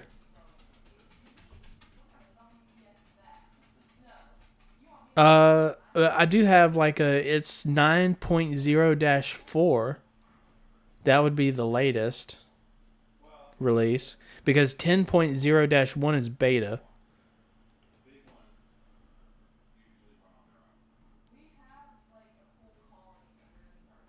So I'll just change it to the 9.0-4.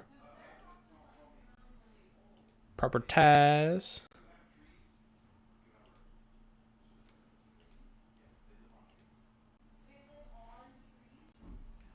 And then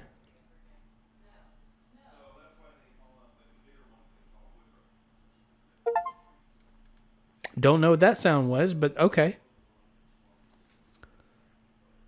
And then we'll just close out of that for now.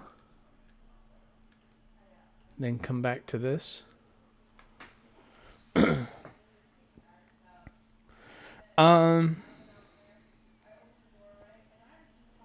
Let's see, where are we at in the comments? It is. I personally use Mac OS and Linux for work, but put Win on my desktop since it's just better for gaming and had the best experience so far. But since I didn't really want Windows 11, I felt like making the switch sooner than later. No, it's valid. The Talking Owl. Welcome to the stream. So glad you could make it with us. Why and for anything else? Okay, cool, cool. You should be able through AUR if you are on Arch based. Even Linux Mint has it. I don't believe there's a distro that doesn't offer it. Is a custom Proton fork that works for Red Hat. GE is a custom build. Yeah, but what is special about GE? Like, yes, it is a custom build, but like, is it more optimized as far as the games go? Sounded like the Steam game install sound. Yeah, well, that's because it was. Um, I've just never heard Steam make that sound before, I guess. Like, I've installed things with Steam, I've never heard it make that sound before. I guess I just wasn't paying attention.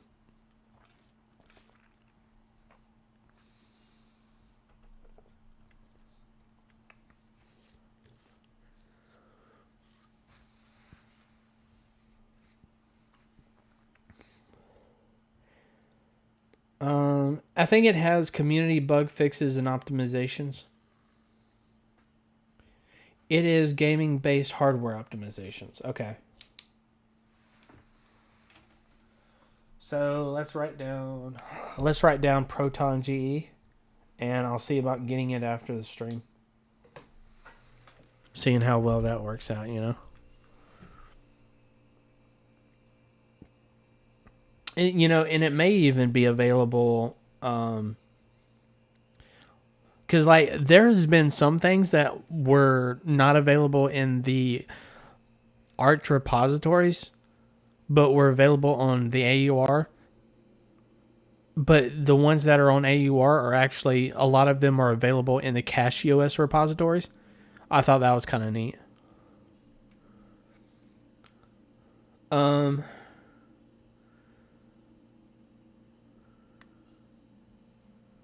let's see. I wouldn't worry. Let's see. I wouldn't worry about it unless it's recommended as a solution to a specific problem slash game. Okay. Then maybe I should just leave well enough alone. See, I don't know enough about GE, so I wouldn't know.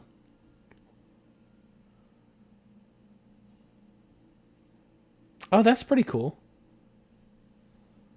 About Glorious Egg Roll. That's cool. And it's also nice that you joined the Discord. There's all kinds of stuff you could do there if you wanted. Um, in the meantime, that is something I will write down. I will create a channel just for like people's projects. Well, I guess that would be under self. I'll just leave it under self promo for now. And then if there's a request for it, we'll make a channel for it. A lot of those patches which make Warframe work apply to other games. But honestly, even with current stable Proton or experimental, you should be more than fine, even performance-wise. Yeah, no, I'm going to use the stable Proton. For some reason, I was just using hotfix, and I didn't know if I should be using hotfix or whatever.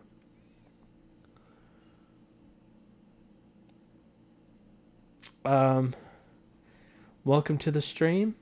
How's it going?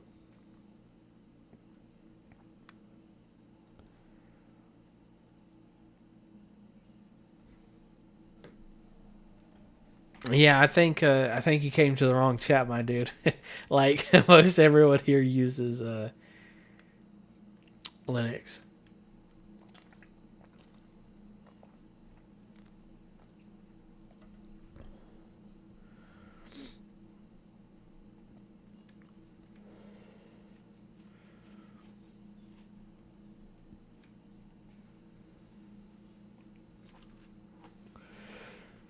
Oh man. Yeah, that's what I'm saying. Like, why would you, if you feel that way, like, why would you be here?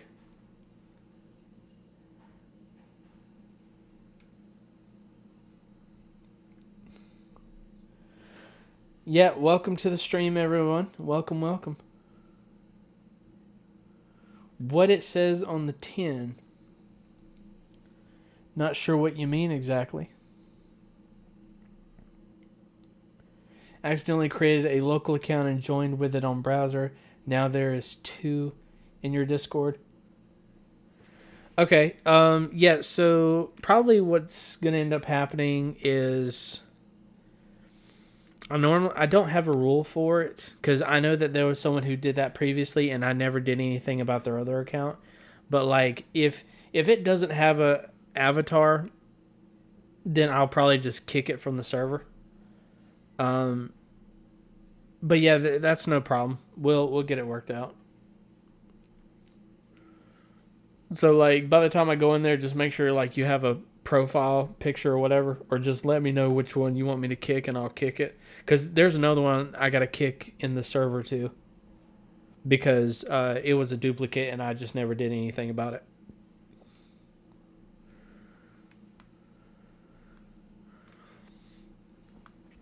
But yeah, oh yeah, that's what I got to do. At some point, I have to do something about. Oh, I don't lost my thought. Okay, yeah, I'll do that then. Oh yeah, that's what I got to do. I got to switch from Swaylock to Hyperlock, which means I gotta get I gotta get my external hard drive hooked up so I can get the. No, actually, no. I've already got Hyperlock configured in my config file. Never mind. GE is by the guy who maintains Nabara. Yeah, I keep hearing about Nabara. I've never used it before. I just feel like it. One moment, please.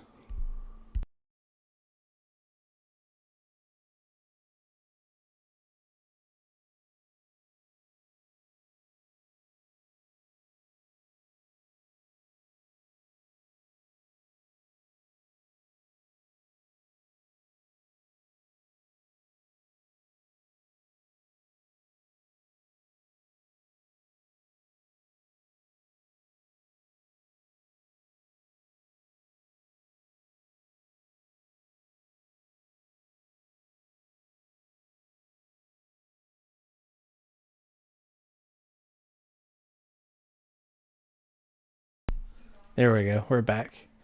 Okay, so I still use Swaylock as I was using Sway before switching to Hyperland. I I don't know. I opened up Swaybar and I don't, or not Swaybar, Swaylock. I don't like the way it looks. I think that Hyper Lock is a lot more customizable.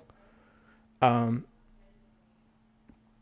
I don't know why they ship with Swaylock. I never think that looks good. Um, I've also got to switch that in my W logout config too. Nabara is great. Most plug and play distro that I know of for gaming. Gotcha. Is it based on a distribution? Like, is it Arch based? Is it Ubuntu based? I don't know. Right now, I'm pretty happy with CachyOS, so I don't plan on moving away from it. But I find it interesting. Bro, I said like an hour ago I wasn't gonna stream for very long, and then I ended up streaming for like another hour. Oh, it's Fedora. Gotcha. Fedora. It's been a while since I've opened up Fedora. I think the biggest thing about Fedora that I'm not really a fan of is the 6-month updates. Other than that, I think it's pretty solid for some people. I need to hire a Linux wizard when I eventually get my server running. Just throwing it out there if someone is interested when that time comes. Got you. Mr. Plasma, welcome back to the stream, my dude. We tested some games out today. Well, we tested the same games, but on an optimized computer, and everything's been running smoothly. So I haven't had any issues there, and I really like that.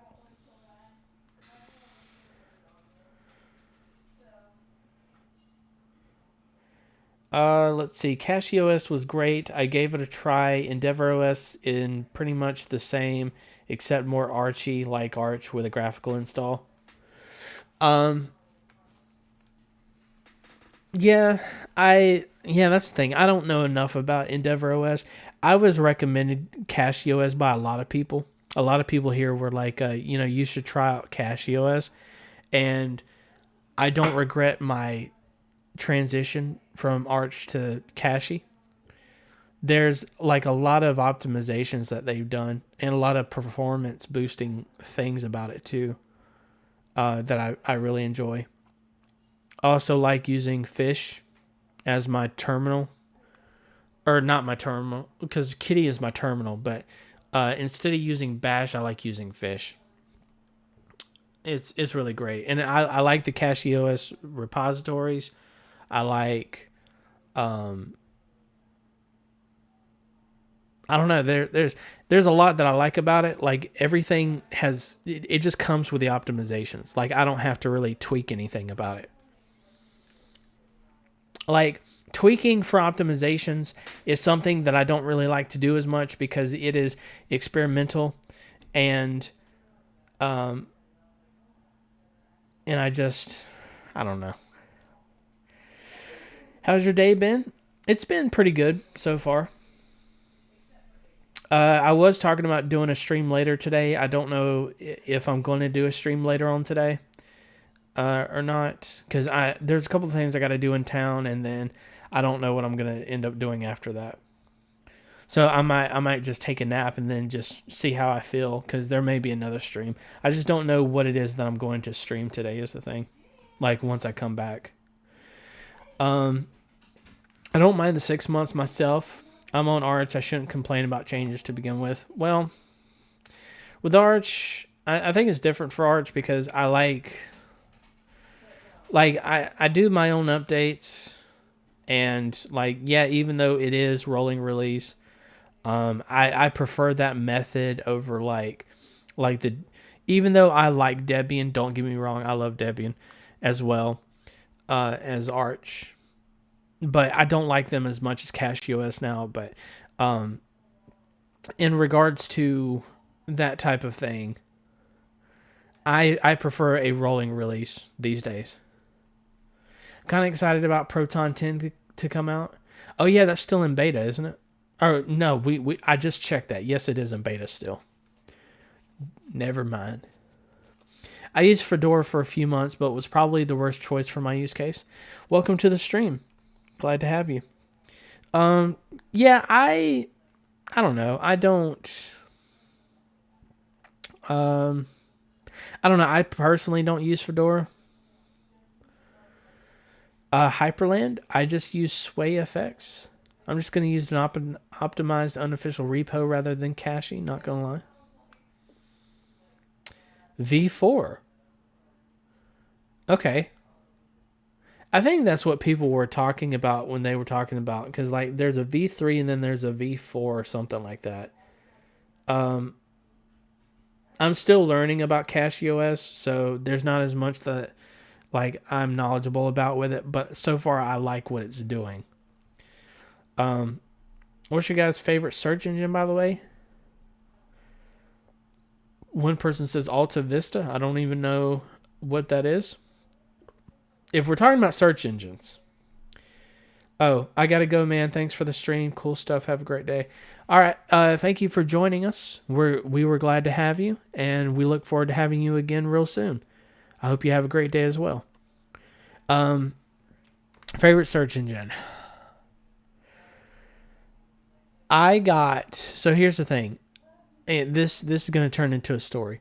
So I did a video one time about how Firefox, because DistroTube at one point was talking about how Firefox was dead or something like that, and my point in the video is that it's not really dead. And one of my biggest arguments was like the forks will keep it alive, I guess.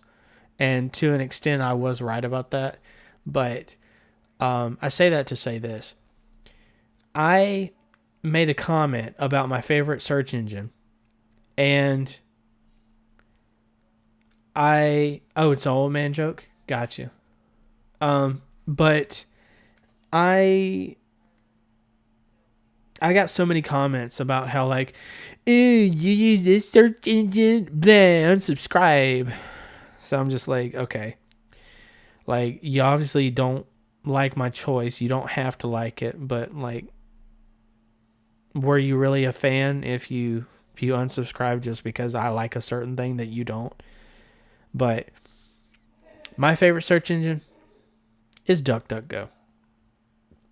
The reason it's my favorite search engine is because it is the most customizable to me. And the biggest feature is that I can center my results. Center alignment for the results. Everything else that people complain about it, I don't care. Like, I just don't. It's just simple as that. It's the same reason why I use Linux. I don't care about a majority of the other complaints that people have about not wanting to use Windows. My main thing is I want something that I can customize, that I can call my own.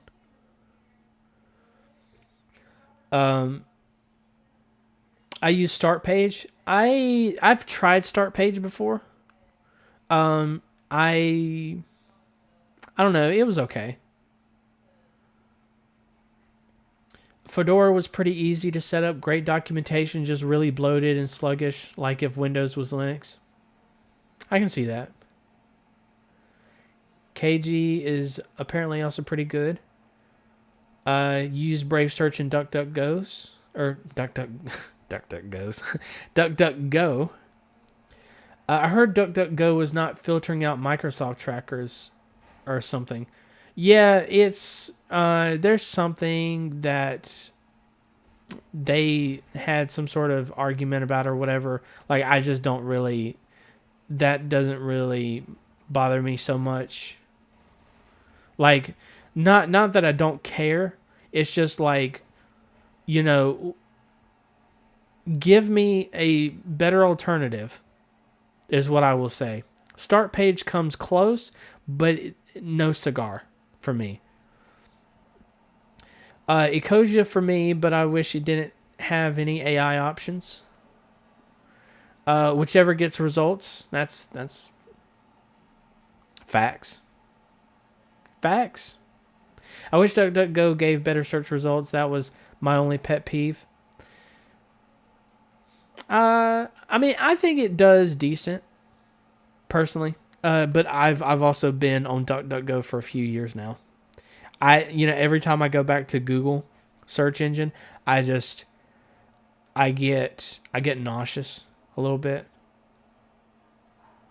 That's a joke, by the way. Let's see. If it works, it works. It's always been my philosophy. I think search engine also depends on the country. For example, I get better results if I'm searching for local news or stuff. I don't disagree. It uses Bing as its backend. Yes, that is correct. It does use Bing as its backend. DDG is Bing under the hood. Gotcha.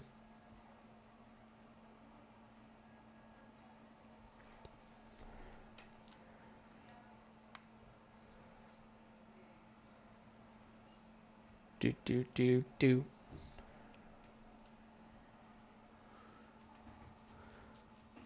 Google is just putting 4 ads plus AI overview at the top.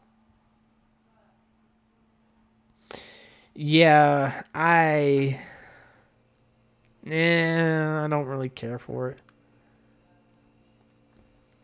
it. So where can I find the Discord I want to join?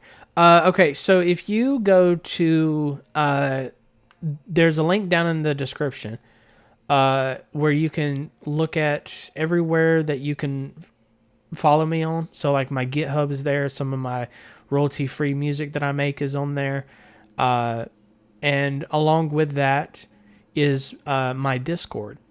You can hit the Discord button and it takes you to the invite. You should be able to join it. I often use only keyboard to browse. Brave search engine and start page suck for tabbing away. Yeah, it's been a while since I've used the Brave search engine. I just don't really, I don't know. Google used to be good, really good, used to. Yeah, but like sometimes things happen and we grow, or things grow rather, and eventually you just get to a point where it's suddenly not the hippest thing on the block. But yes, I do agree. It used to be really good. What do you use as a browser, if you don't mind me asking? I'm glad you asked. Because I've been wanting to... I don't know if I'm going to make a video about this or if I just want to do a live stream on this. Zen browser. I'm using Zen browser. That thing is highly customizable. It has workspaces. It has hideable panels. And I enjoy it. I enjoy the minimalism in the Zen browser. It leaves for a calming experience for me. And I just enjoy it. And it's Firefox based. Like I can't get any better than that. Yeah, for real though. Show us your browser, Rice. Yeah, I might could do that. Okay.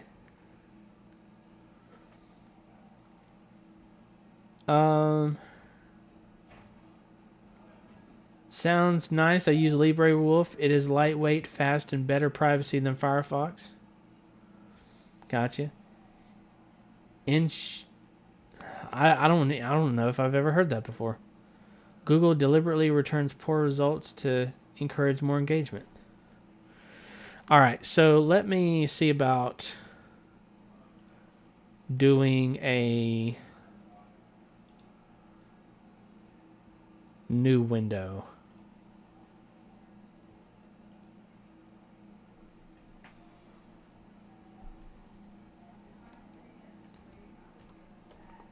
Here we go.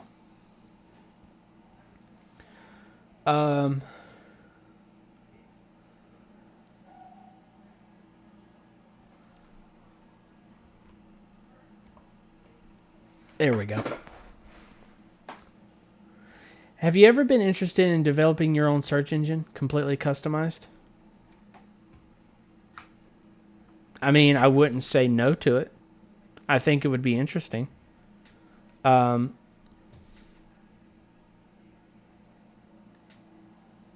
mean, if it allows me to change the font, well, I already changed the font, so it doesn't matter. The fonts are not my cup of tea, but looks pretty. Here's the thing about the fonts. The font probably does not look good to anyone here. I use it because I am dyslexic. So it helps me tremendously when I'm reading things. So the thing is that... So I use Open Dyslexic Nerd Font as my font. And it helps me whenever, I'm doing things. But there is a add-on to where it changes the UI interface. It changes the font for it too. And not just for the font here. But like, all that you have to do is just like hover your mouse over. And then your top bar pulls up. But then over here, you also have a panel, and these are where your tabs go. But yeah, that's pretty much my layout. It's nothing. I mean, I guess it is special. It's special to me. But Love that top bar hides away. Yep. That's what I love about it too. It hides away automatically. All these bars hide away. Yeah, this is dyslexia font. Yes, absolutely it is. How's it searching in Zen? What do you mean about how's it searching? Like what search engine am I using? Or do you mean like what happens with the address bar? I used to the like or I use like the Minecraft font on my system. It would be the opposite of your rice. Hey, listen, if it works, my dude, then I would go with it. You know, if it works for you, then I would go for it.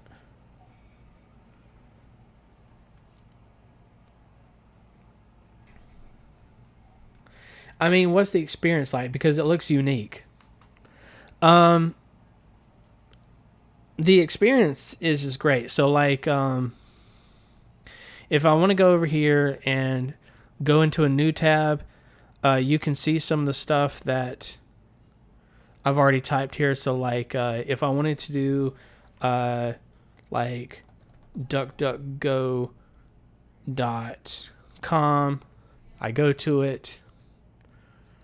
Everything hides.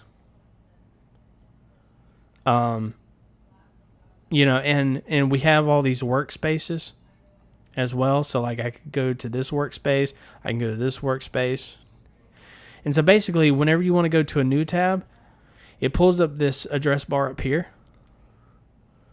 instead of like going to a new tab page, which is also really unique.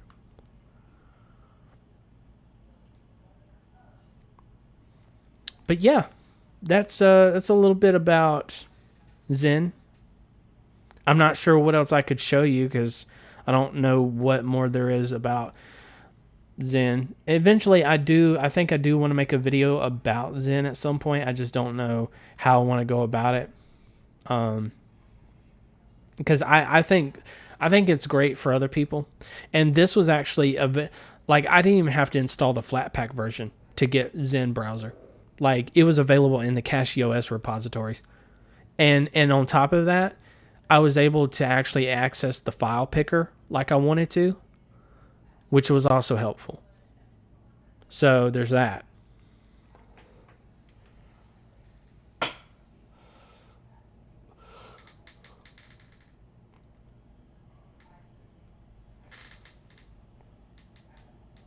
I'm trying to think of if there's anything else that I can do. As far as like the Zen browser goes, like what I could show off.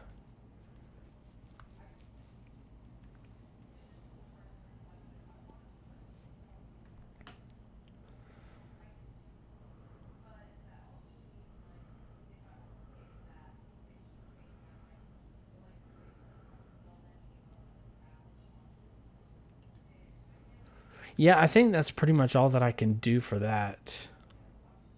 Cuz like, I mean, if you've worked with Firefox, you know a gist of what it's like cuz it's still customizable. Like your address bar and stuff is like or your toolbar is still customizable. Like you still have that aspect to it. By default, your address bar is on the same panel as your side panel. But you can change the look and feel of that too. So like you don't always have to stick with it.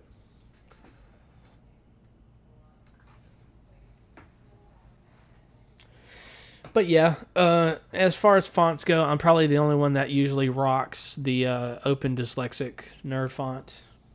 Well, Open Dyslexic in general. I'm not going to say the Nerd font because Nerd font is just that's so that way I can have these icons in my top panel here, my top bar. Might give let's see. It looks cool. Might give it a shot. Been using Brave for a long time. Settled on it after a long while of browser hopping. Yeah, I tried. Here's the thing. I tried Brave for a little while. Wasn't really happy with it. Firefox was one of the ones that at the time I was just really happy with it compared to the other options out there. And I was against using forks for. I'm usually against using forks, but lately I've just been catching myself using forks just so that way I could have a more customized and optimized experience on my computer. So it's been great so far.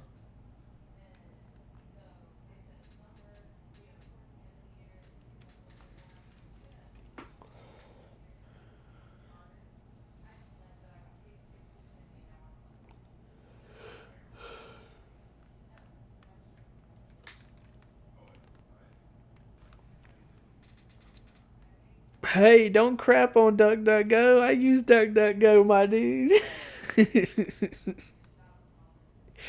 Nah, like everyone's entitled to their opinions, you know. Um, Not like that's always the thing about the search engines though. Like what like sure you could use start page. I don't like using I don't know. I guess when it comes to search engines, I want to use something that's like something that most everyone's going to be using. And like in that case, I wouldn't use Chrome, but I would use like the next popular thing, which would be like DuckDuckGo for me. Only complaint about Brave is the stock start page have to turn a lot of things off, so there is nothing there, just how it should be.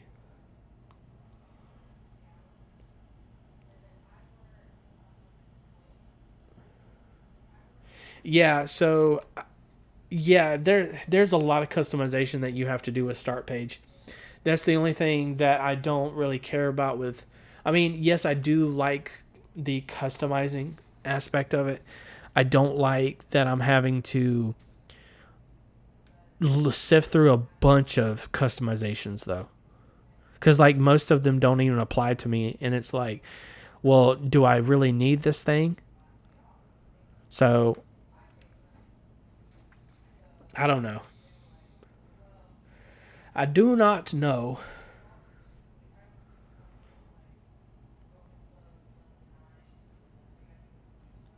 I use Brave with all the Brave features turned off, including cryptocurrency. No, I'm just playing. uh, yeah, no, that was the thing that kind of made me just like not want to use the browser to begin with, just because I didn't really understand having like a wallet and a browser. Like it just didn't make sense to me.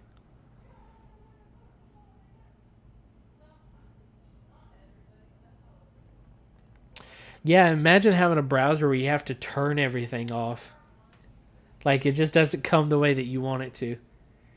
Imagine having a distribution where you have all this extra garbage added onto it. Oh, I'm sorry. Was I talking about Ubuntu again?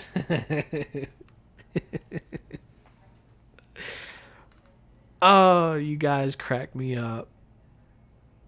You guys are funny.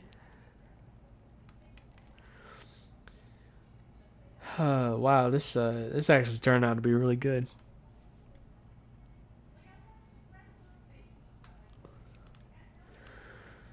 All right. Well, I guess this is going to be the end of the stream for me. A couple of things I want to remind you guys of before we close up is that, just as I've been saying, I do have a Discord server. You're more than welcome to join it. It's in the description down below. Uh, you can get in contact with me if you ever want to talk to me about anything. You can share your projects. You can talk with other Linux users, share your risings, ask for help on things, and all that good stuff. And if you like the video, make sure to leave a thumbs up on it. If you really enjoy my content, make sure you hit that subscribe button. And with that being said, I want to thank you all for joining, and I will see you guys later. Take care.